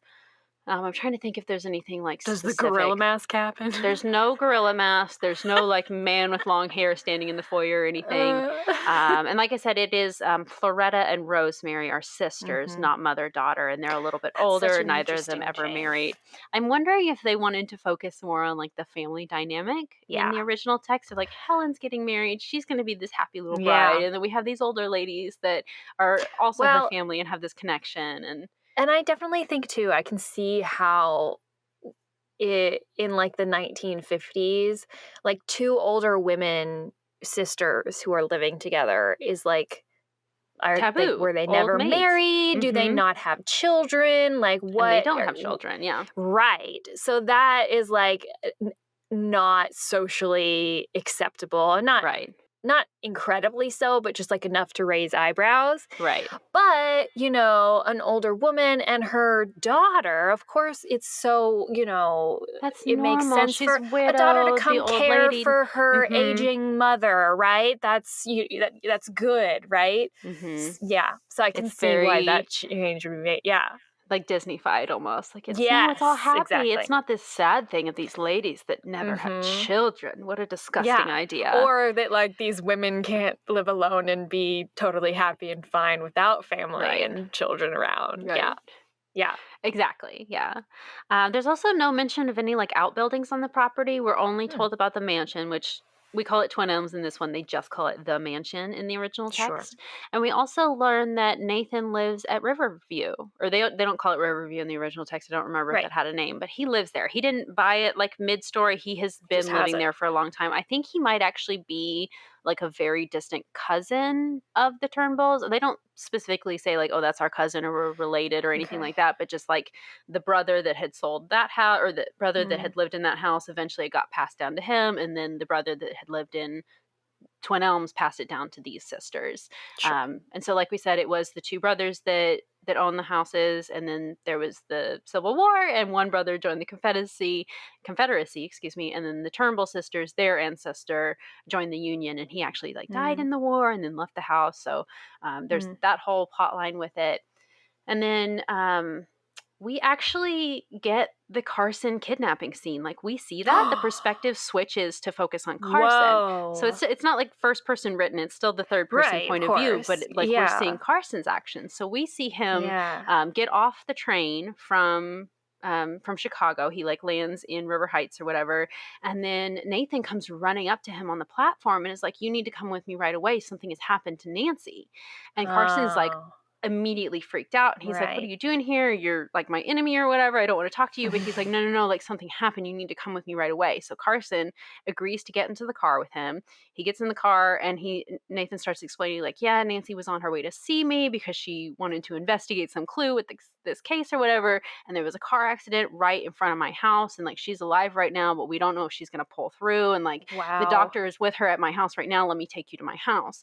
So they get to Riverview, and we get this very racist scene where we meet Nathan's housekeeper, who is a black woman, who they describe in a really, really horrible fashion. They make her out to be this like disgusting, grotesque, like caricature of a woman, and just say like how disgusting she is and how fat and ugly she is. It's just, it's a very, very disgusting depiction. They also, kind of write in a different dialect for her dialogue parts of it, and just make her seem very, I don't know, just it's a very bad depiction, very racist depiction of this woman. But she and Nathan, or she helps Nathan lock Carson into an upstairs room, because they get upstairs and Nathan's like, "She's just in that room through that door." So Carson runs in there, and then they pull the door shut and lock him in, and they're like, "You're not leaving until you sign these papers." And so Nancy, she is expecting a telegram, because again, remember, we don't have a phone in this. So she's been expecting a telegram from Carson for a couple of days now, and she's just not hearing from him. But she, for some reason, thinks something's up with Nathan, and she needs to go look into it. And so once she learns that he lives next door, she decides that she is going to sneak out in the middle of the night. Like, it's pouring outside, it's pouring rain.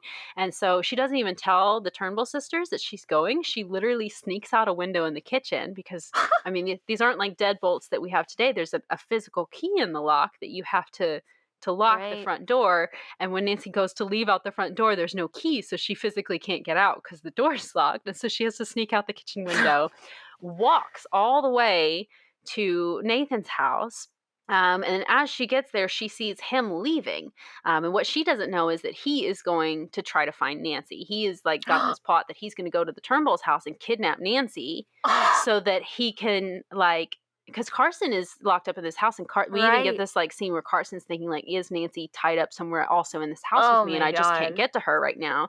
So his plan is to like actually go get Nancy and do that. And like he tells Carson, "I'm going to go get Nancy right now, and I'm going to start like torturing her until you sign these papers." Yeah, so Carson's freaking out, and he doesn't know that Nancy's right outside the window. She's like waiting in the bushes until she sees Nathan leave.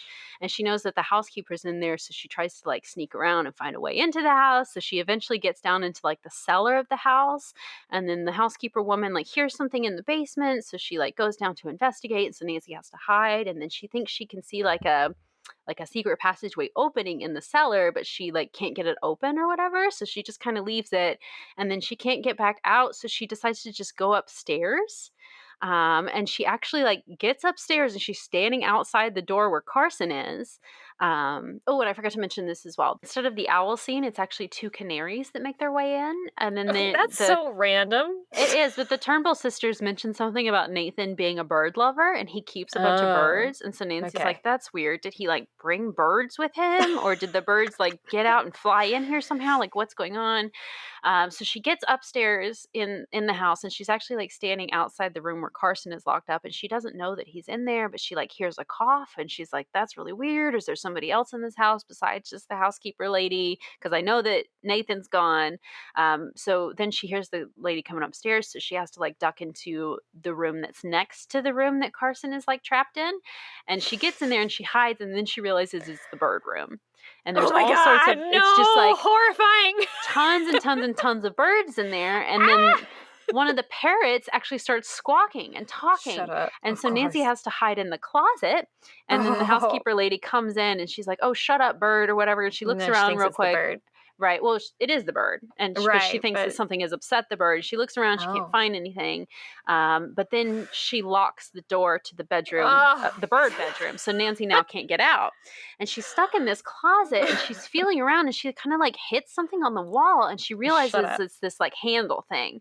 And she plays with it for a while and she pulls and it comes away. And then behind And it's the that secret is another passageway. panel. And then she falls down this like long flight of stone steps. It's the secret passageway. Yeah. So she gets in there and there's like another room down there.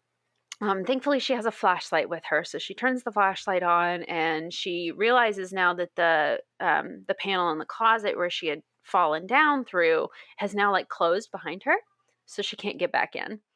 So now she's trapped in this room. So she goes to the other That's so door, the interesting. other side of the secret passageway. Yeah. In the Go ahead. revision, Nancy makes sure, because when She they makes go Helen into the stand there. passageway, she makes Helen stand there, and then at one point when they're gonna like go all the way down there, she shoves her sweater into the door because she has the thought like, I don't want this to shut behind me. Right. Yeah. So it does. It shuts behind her. And we're only like halfway through the book at this point. So she finds the secret Whoa. passageway in like chapter 19 of the Well, revised, thank but she God. finds it like halfway through Wow. the original text. So she's down here. She goes unconscious for a few minutes. When she wakes up, she like realizes where she is when she fell down the fell stairs. down the stairs. Right. I was So like, she wakes oh, up God. and she's like, "Oh shoot, the door is shut behind me. I guess I can only go through this door in front of me." So she gets through it and it's like almost like an hour walk. They make it seem like she's just walking through this tunnel forever. Wow. And then her flashlight battery starts to flicker. And so she's down here alone, locked in. She cannot go back the way she came. She doesn't know if she has enough light to like make it back up the other way. And so she finally makes it to another door in the tunnel and she opens that and then she goes through there. And then in front of her, there's like a fork in the road. And then she happens to choose the correct fork. So she goes down that way. And then she finds like a bunch of rickety staircases and they're all like falling apart. And she just like chooses the one that seems the most sturdy and she goes up it. And then there's another weird door with a weird latch on it and the weird knob or whatever. And so she gets through that and then realizes that it goes into the attic. So she climbs out of the attic and she's like, well, it's too late to like go do anything else tonight. So I'm just going to like leave the panel off of the attic because I don't think I could ever find where the like thing is to open the panel again in the morning. So she just like leaves it open. She goes to bed. She tells the Turnbull sisters in the morning what's going on. I think they tell her that Nathan did show up there and like tried to find her, but then they sent him away. And so now she's like, okay, well now I have proof that he has stolen all this stuff. And there's also this like silver urn that he stole that was like the big like family, not like a urn for like cremated remains or anything like that, but just like a decorative thing. And so this is like the most valuable thing that he stole and it's worth like $500 they say. And I forget what that is in today's money, but it's like several thousand. Of course. Hold on, I wrote it down. Almost $9,000 today. Whoa. Pretty significant. Yeah. So I think at this point they call the police and the idea is that they are gonna like go in with the police to like raid Nathan's house, but then I guess he's not there or some reason or something. And Nancy's like, well, clearly he's like slipped into the secret passageway and is like gonna escape that way. So y'all stay here. And there's also the housekeeper lady is like got a gun inside the house and she's like, don't come in. And she's like threatening to shoot them if they come in. So Nancy's like, wait, I know how to get in. And so she leads them to Twin Elms, leads them down, back the other way, up through the secret passageway. They get back into the house, and then they find Carson, and Carson's rescued, and then that's pretty much the end of the mystery. Gambit or whatever his name is arrested and taken away. But so it's a lot of running around in those passageways. And then they do find the urn, and then just like the old clock in the last one, they give Nancy the urn as like her prize for solving the mystery. Stop. Yeah. Not a $9,000 urn. No. That's like this family heirloom that's been passed down for generations. Like Nancy should have it. Ridiculous. Yeah. See, fantasy. Pure fantasy. Yeah. Oh, wow. So there's that. Yeah. That's so interesting. I definitely enjoyed it more than the revised one, but Yeah, maybe well, because I mean, I read it first. well, and I can see how it's like so much more intense and like suspenseful. And I even thought that like the revised was like pretty intense and suspenseful for a Nancy Drew book. So like, wow. Yeah. Wow. To have Nancy alone in that secret passageway, no light, she's Oh my injured. Yeah, gosh. it's crazy. It's crazy. That's wild. Also, I almost forgot this part, but when they're investigating the secret tunnels, they find the other staircases that Nancy saw went to other parts of the house. Yeah. And one of them was to a built-in couch that was in the living room. So, little reference to the game Secret of the Old Clock, you really do enter through the built-in little seat in the corner. So, that's where that's from. But, yeah. So, that's the original revised text. Thank you, Mildred. Wow. I loved it. It was so good. Yeah. That's so fascinating. Oh, yeah. Man. I was on edge when that flashlight started to flicker. I was like, oh, it's getting good. I mean, like, what happened? You know what I mean? I know. I mean, we had such intense, amazing, suspenseful stories. Even this revised version of The Hidden Staircase, I think is intense and suspenseful. How do we get from this to, like, Mystery at Crocodile Island? Oh, I know. How? Yeah. What happened? These are so good. They were. Yeah, they were. I'm very excited for us to possibly watch the Benita Granville adaptation of it because that's going to be the original text, where the 2019 Sophia Lillis movie is going to be the revised, I imagine. I haven't seen either one of them yet, but yeah, we'll have to do that. But oh my gosh. So okay, there's so much to talk about it with. There's with so much to talk about. I don't even know what to do next. Okay, let's see. Oh, okay. I want to talk about this. So, like, the historical weird subtext. Yes. With Nathan Gomer specifically, with his, like, story about his family being poor and whatever, is he trying to say that his family was Jewish? Possibly. Because very clearly something is happening in that scene with those dynamics that, like, is not, like, it's subtext. There's I wish subtext, I could be a colonial heavy American. Subtext. Right. And I just don't understand. Like, I think there's historical context that I am just not understanding. But I just can't think of another way, like, who else you would be talking about when you say poor folks in Europe. Right. You know what I mean? If you're not talking about Jewish people. What else would make sense? Especially thinking about the time period and the fact that, like, we're in the 1950s, or in this revision, we're in the 1950s, and he's talking about, wanting to buy a nice colonial house and, like, enjoy its quote unquote traditions. What I hear is, like, I hear assimilation, right? Right.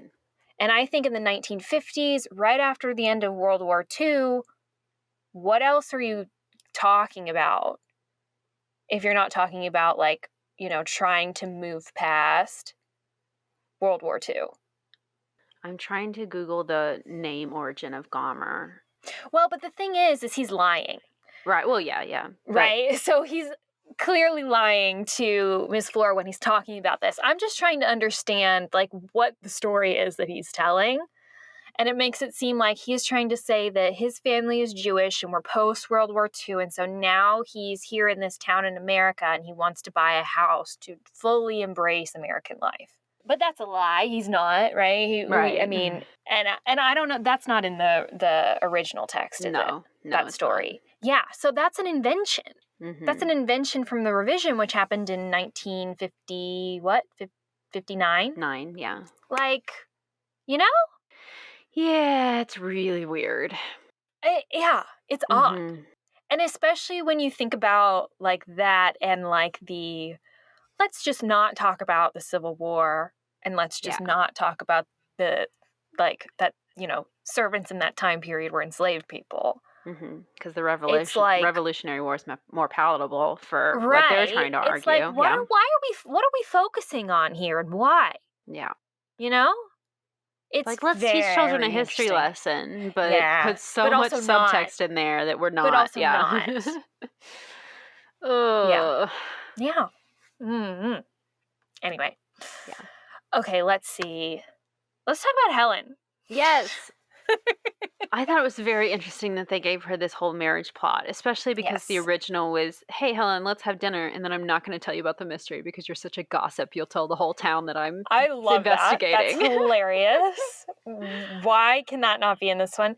No, I mean, I understand wanting to give Nancy like a closer tie-in to the story. Right. And give her a Like, friend. It makes it less spooky if yeah, she's not alone. Yeah. right.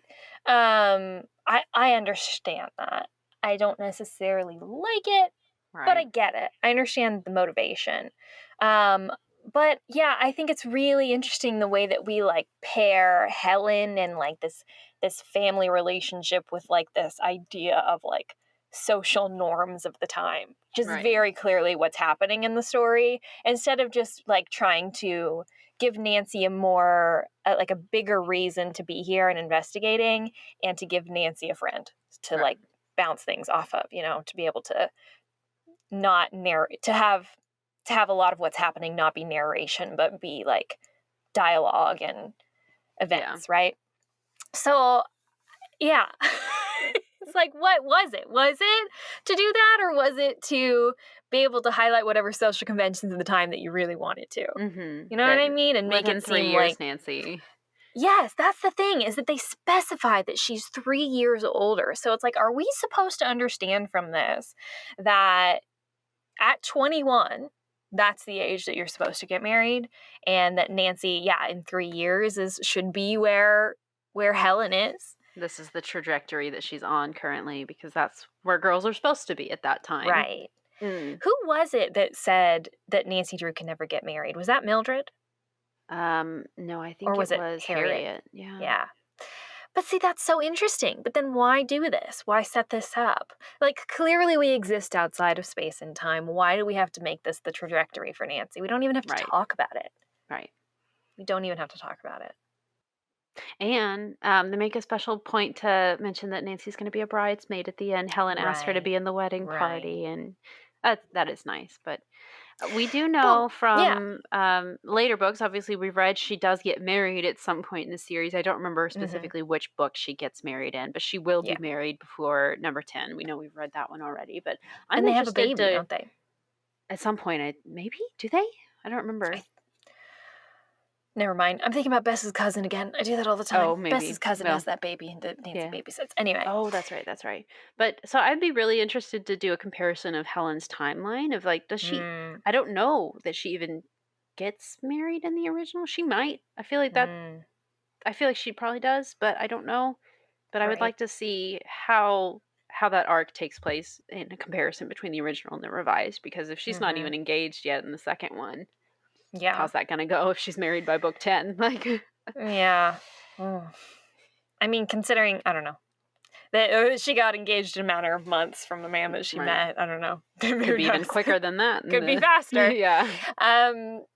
But yeah, no, and I think like the way that this book hits on like Nancy and Helen cleaning Twin Elms, and Nancy and Helen preparing luncheon for Miss Flora and Aunt Rosemary, and it's just like so much domesticity, so much domesticity, and it's like in a book today, or a book back then with a male protagonist, maybe we just wouldn't talk about those things. No, you know what I mean? We wouldn't talk about them eating that much. We wouldn't talk about them changing clothes, or we wouldn't talk about them, cleaning or going grocery shopping. We would never talk about that.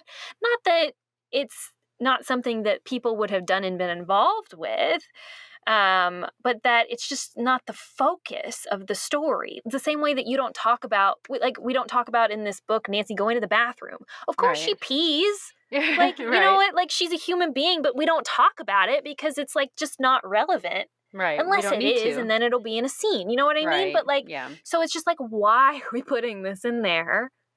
And none of that was in the original. Possible reason. And none of it's in the original. We might say It's after dinner Nancy did this, but we're not making a big show of like they're sitting right. down to have dinner now and this is what they're eating and this is what they're saying at dinner and this is how extravagant the dessert is. I think so much. It's so fascinating, especially when you think about historically what's happening at that time in like women, like again, post World War II, where in, Right. World War II, women had to work. Right. Or was that World War One? Maybe more World War One. Well, both, I mean. But both, where women had to work while men went away to war. And then when the men come back to war, women are expected to give up their jobs for the men and, go into the home.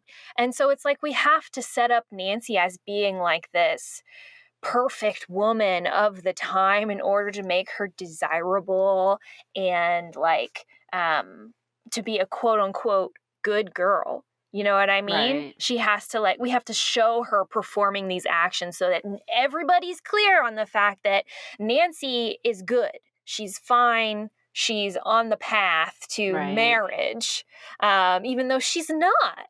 You know what I mean? Yeah. It's weird pandering. It really is, yeah. Yeah. Anyway. Okay. What else we got here? Oh, I do think it was interesting in this book that, and I talked about this a little bit at the beginning, that Nancy is pro-railroad. And I understand how it's complicated there because of the Nathan Gomber character, but there's no moment where she's considering really the property owners in this situation. Oh, no, she makes them out to be the bad guys instantly because they're associated with his little plot. Yeah. Right. And so I just think it's interesting because that seems like a bit of a reversal or, kind of the idea of Nancy sticking up for the little person, which is an idea that I see floated a lot in like Nancy Drew discussions and stuff about how Nancy's, desire and drive to solve mysteries is to help people, right? To help people who may be down on their luck, who may, be a different class or whatever. But I don't think that's true. I think occasionally she does when it's convenient for her. But I think typically Nancy's introduction to mysteries is through other rich people and other rich friends all the time. And it's just like, I don't understand how we can have this conversation about Nancy sticking up for the little person. It's like so clearly she's a, wealthy white girl solving wealthy white people mysteries. You know what I mean? Exactly. Yeah. But I don't know. So I think her, her thinking about the railroad versus the property owners in that way is just indicative of that. It's just, indicative of her class. Right. Yeah. And the way that she thinks about money and people desiring money as being greedy. Of course, you would say that as a rich person. Yeah. Who has money and doesn't have to need it, She definitely does make a lot of judgments toward our property owners when... Right. And then she goes to like these women who own a mansion to help solve their mystery. It's like clearly they are wealthy. Like they have an $8,000 earn or whatever. It's like, okay, like Okay. Oh, Nancy. Yeah. One tiny thing. Nancy is blonde in both texts. What? Mm-hmm. I didn't notice it. Where does it say she's blonde? Let me pull it back up here. I'm sure it's at the beginning. It is, yeah. Attractive blonde-haired Nancy. You're right. Attractive blonde-haired Nancy was brought out of her daydreaming by the sound of the doorbell. Wow. Okay. So this will be in my brain forever. What color is Nancy Drew's hair? I know. Why does it matter so much to me? I don't know. There's never a straightforward answer. Because this is a revised text that I just read that from. Yep. She's supposed to be Titian, right? Yeah. Is it Titian or is it blonde? Pick it up, Harriet. I know. What's going on? Oh, that reminded me of something else. In the revised, so I don't think Chief McGinnis in the originals was ever introduced until like 14, 15. I can't remember which book it was. I think it was either 14 or 15. Him in this, though. But they call him Captain McGinnis instead of Chief McGinnis. Oh, did he And they're get like, a demotion?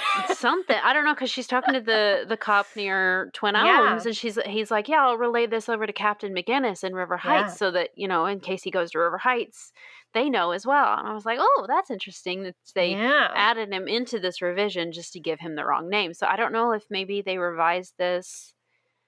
I don't know, because I feel like by Interesting. the time he was really introduced in the originals, they probably would have called him Chief McGinnis, And so did they Yeah. change it? I don't know. That's something I got to look into as That's well, because I'm probably just not sure. that's got to be a slip or something, because Maybe. he was never Captain McGinnis. No, he's always Chief McGinnis and Really? everything that I can remember. Yeah. Yeah. I don't know. That's weird. Okay. My last thing. Well, I don't know if this is my last thing. Another thing I want to talk about is the theme of this haunting. Nathan Gomer and Willie Wharton really got to get it together. They got to compare notes or something. Because is this a ghost or is it a gorilla? Or is it a vagrant? Like, what is going on in Twin Elms that... Because this haunting thematically is all over the place.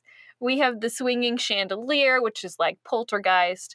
We have the gorilla mask situation, which is like, did something escape from the zoo? I don't understand what's going on here. Right. We have, the eerie music. We have the laugh. It's like, is it a ghost or is it not? Is it a person? Is it a ghost or is it a person or is it a gorilla? Yeah. What's going on? Just pick one. Just pick one. That irritated me. Also, the fact that like we continue to call this person the ghost, even though we know at that point that it's not a supernatural thing. Like, we're like very, very sure that it's not ghosts, that it's like a person, Right. doing all these things, but we still just call them the ghost. Yeah. We don't say like the thief or the intruder. Mm-hmm. We call him the ghost. He's just the ghost. We're just sticking with the haunting theory, even though Nancy does not at all believe that it could be a ghost. It's she wonderful. never believes that it's a ghost. No. Not at the beginning, not at any point in the middle. She's spooked out. But because there's a guy running around the house, like, being weird. I think even trying Helen... to scare them. I think there's even a part where Helen's like, I know it's not a ghost. I'm not inclined to believe these things. But after that, maybe I could be convinced. And Nancy's like, no, we know it's not a ghost, Helen. But then they're like, so anyway, the ghost, let's go find him. The ghost. Maybe the ghost got in this way. Maybe the ghost did this. Did the ghost make the ceiling fall down? And it's like, oh my God. No, it's just rotted boards in the ceiling from a flood. Or not a flood, a rainstorm. Yeah. Oh, the plot hole that I mentioned earlier. Yes. Okay, so we have that scene where we see Nathan leaving the house, and Nancy is like watching him walk up the road, and then at that moment the chandelier starts swinging. So we right away we know it's not Nathan making the chandelier swing. So Nancy's able to like cross that off her list. So they run upstairs, they start checking that out. She sends Helen downstairs to see if she can check it out, or see if she can notice the chandelier swinging from downstairs. And then we hear Helen scream, and then that's the gorilla mask. At the end, Willie Wharton admits that he was the one wearing the gorilla mask. So was Nathan just his... Because we know he walked. Like, did he walk... Oh! Because I had assumed, like, oh, maybe Willie's upstairs doing the chandelier while Nathan's putting on the mask to, like, double back and scare Helen. But really, Willie would have had to leave the passageway after doing the chandelier thing to quickly run downstairs, somehow get outside, and then do the gorilla mask, and then somehow get back into the house so he could slip back into the secret passageway. And I'm assuming that Gomber is just walking back to Riverview. That's why he didn't drive. But it's hard I don't think it is a plot hole. I guess it is plausible. But part of my brain thought that Nathan was involved in that haunting somehow. And it's like, he couldn't have been, because we know Willie has already admitted to it. So. Right. It's hard to know because they don't give us a map, of course, of Twin Elms or of the secret passageways or anything. So we can't know how long it would take him to go from inside to outside. Right. And also, he doesn't necessarily have to go back into the house afterwards. He can just walk to Riverview, because I don't think a haunting situation happens after that. But Nancy immediately goes outside and she sees no one. So he would have had to have hidden somewhere and then hightailed it back to Riverview. I don't know. Yeah, well, what they say is that he didn't actually put on the gorilla mask and like stand there in front of the window. He held the gorilla mask out in front of the window. Right. So I don't know. Potentially he could have run on the path, and so there wouldn't be footprints, and found somewhere to hide. The Nancy didn't see him, but I don't know. And then the cop was there already by that point, so why wouldn't he have seen someone like darting? Maybe he wasn't. Maybe that's why they called the police and got him to come. I'm probably messing up the tone. Let's see. It's because probably that's chapter 6, and then chapter 7, Nancy calls to ask for the police officer to come. So it's probably not really a plot hole, but while I was reading it, I was like, is this a plot hole? And then I think they explained it well enough, but I was like, it still just seems kind of like a weird timeline to me. But that's like characteristic of like the whole story of being like, well, I mean, what the heck is going on? How could someone do this quickly? And just the whole like vibes of this is very spooky, Yeah. I mean, the gorilla mask is ridiculous, but like the idea of people being in two places at once is like very much, what's going on and like freaking everybody out. Yeah. Oh wow. Yeah. I don't know. In the original, I enjoyed finding the passageway a little bit sooner than we did in the revised, just because I felt like in the revised it was maybe it's just because I already knew what was going to happen, but I just felt I was like, Nancy, come on, you've already said to yourself so many times, there's no way this person could have come from outside, and there's no way they could have come from the roof, and maybe they came from underground. Let's not check that out. And she just like keeps saying it and then just doesn't get it, and then doesn't. It just takes her a long time to get there, And it just feels like you search the same room. They've searched the same rooms over and over again. It's like clearly you're not really looking that hard, or like you don't know what you're looking for. Like, why is it taking us so long to search one room and find the secret passageway?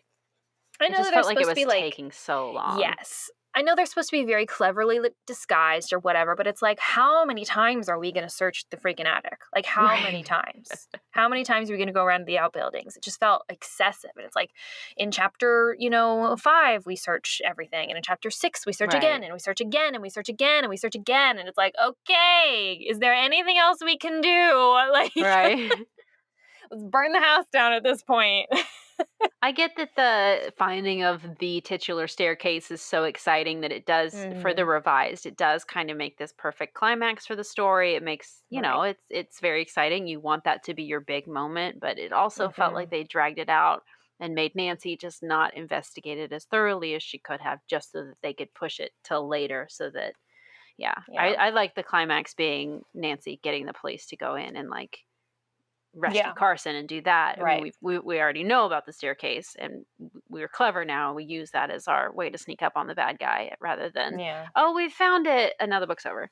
So it's that's fine though. I'm just complaining, but I think you should read the original because I think you'd like it a lot. I think I should too. Yeah, minus the horrible depiction of Nathan's housekeeper. Yeah, who they arrest her at the end as well. The police do for abetting a kidnapper, because she helped with the kidnapping of Carson, technically. Although, I mean, arguably, does she have a choice that much in the matter, so. She's a housekeeper in the 1950s. Right. Well, 30s. The 1930s. Oh, right, 30s. This case, oh, God. So even worse. Yeah. But. Lordy. Yeah. Anyway. Wow. Yeah. We've kind of mentioned it a little bit already. We talked about how this is arguably, I mean, and maybe there's another one, but maybe this is the most adapted Nancy Drew story of all time. Understandably so, because like you said, it's our second one. It's where Nancy really finds her groove in the mystery solving. So we've got the 1938 movie starring Benita Granville. We've got a 2019 movie starring Sophia Lillis.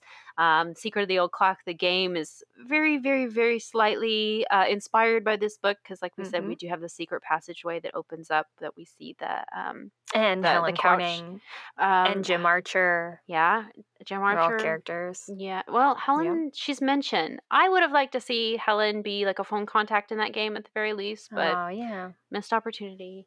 We find the picture of the two brothers in the podium in the game, and that's the brothers that built the homes. So we have the two homes that are connected by the underground tunnel in the game, and then we do also, there was the THQ to that Nintendo DS game that's called The Hidden Staircase. We have not played that one, but obviously it's adapted into that as well. So a lot of adaptions for one Nancy Drew story, which is, I mean, obviously some have been adapted, but not this many times. So it's very cool. I will say something else that I really appreciated about this book. There's a scene after she finds out that Carson has been kidnapped and she's just gone to the train station and she's like waiting to be able to call the lawyers back when they get back from lunch or something. She's clearly like very distressed. Like she's upset because Carson's missing and she doesn't know what to do and she can't get in touch with anyone. And so there's like this scene where she like goes to like this diner or something to eat lunch. And she's talking to like the waiter or something there and she's like, I don't know, honestly, I'm not that hungry, like, and he's like, well, why don't you have this soup or something? People say it's really good and, you know, comforting or something. And she's like, okay, yes, I'll eat the soup. And she eats the soup, and then after she eats the soup, she goes into like this drugstore to look at a magazine or whatever, and it's just like, it seems like a weird scene, like it's very like not like in the plot of the mystery, you know what I mean? So it's not really relevant, but I just think it's such a good scene to depict Nancy's like emotional regulation skills. Because she's very freaked out, but she goes and essentially lets someone help her. And then is able to like distract herself for a little bit before she can take the next step that she needs to take. And I was just like, this is just great. This is just awesome. Like, I just love how Nancy is like in control enough to be able to give herself room and allow people to help her and be able to accomplish the things that she needs to accomplish and also take care of herself physically by eating when she realizes that she needs to eat, even though she doesn't feel hungry because of her stress. You know what I mean? It's just, I was just like, more of this Nancy and not the stupid Nancy who's so single-minded that she forgets to fill up her car with gas. Like, more of that. This is the Nancy we know and love. Yeah. Anyway. It's wonderful. Okay. What a great one. Oh, there are also really gorgeous illustrations in this. Oh yeah, I liked it. I don't remember who the illustrator is on this one, but on page 151, that I think is Bill Gillies, I want to say. Of this revised text that I have is this beautiful 2-page illustration of Nancy. I think she's on the roof. Oh yeah, I know which one you're talking about. Yeah, that's gorgeous. Yeah, with Helen's sticking out of the trapdoor, and you can see the other mansion in the distance, and it's beautiful. Just a little pen illustration. Anyway, I love it. I have 3 copies of this book somehow. I'm looking at this one, which is, I don't know what version it is, but there's only one illustration in this entire one. I also have an Applewood edition, which is a reprint of like the 1930s books. That's the only one in there, but that one has 4 or 5, I think. And then of course the revised has quite a few. So yeah. Oh, this is it's a tweed one, tweed cover with the picture cover in the picture spine. So. Yeah. Okay. Flashlight score. 4.5. 4.5. Okay. 4.5. Because it's real good. It is real good. It's real good, but there are just... Sorry, that was my cameo. Yeah. It's real good, but there are just some moments that take me out of it and bring me back a little bit. But really, really good, ultimately. Yeah. Aw. He's hungry. He wants to eat lunch. Fair enough. He wants to give a flashlight score as well. I'm going to give the revised edition a 4. 4 flashlights, but I'm going to give the original text 5 flashlights. Hands down. I loved it. I would probably go back and read it again right now because it was so good. Wow. With, again, the exception of our very racist depiction of one of the characters. But other than that, I loved it.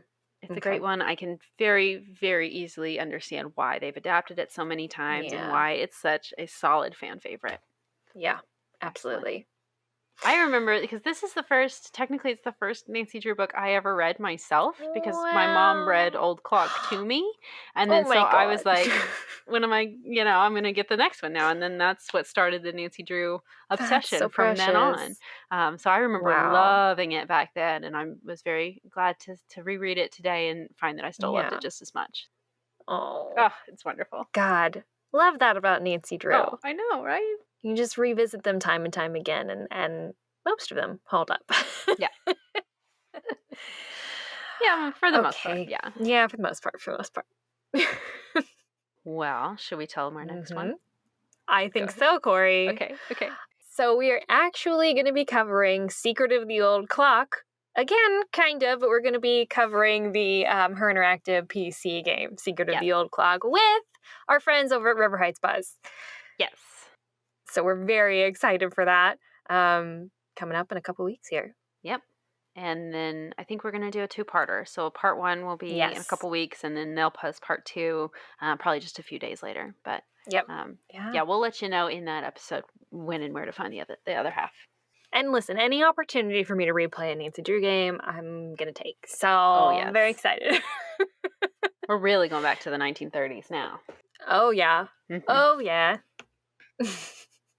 And hopefully we'll see y'all there. Yeah, join us next time. Bye, everybody.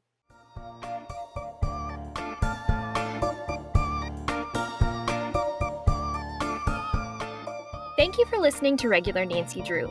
Email us at regularnancydrew@gmail.com. If you like this episode, make sure to rate, review, and subscribe. You can also follow us on Instagram at Regular Nancy Drew and Twitter at RegularND. You can also support us on Patreon. Patrons at the $3 level vote on upcoming episode topics and get exclusive access to our Scoop Sesh series. And all patrons receive early access to each episode as well as weekly bonus content. And to all you regular Drews out there, thanks for listening.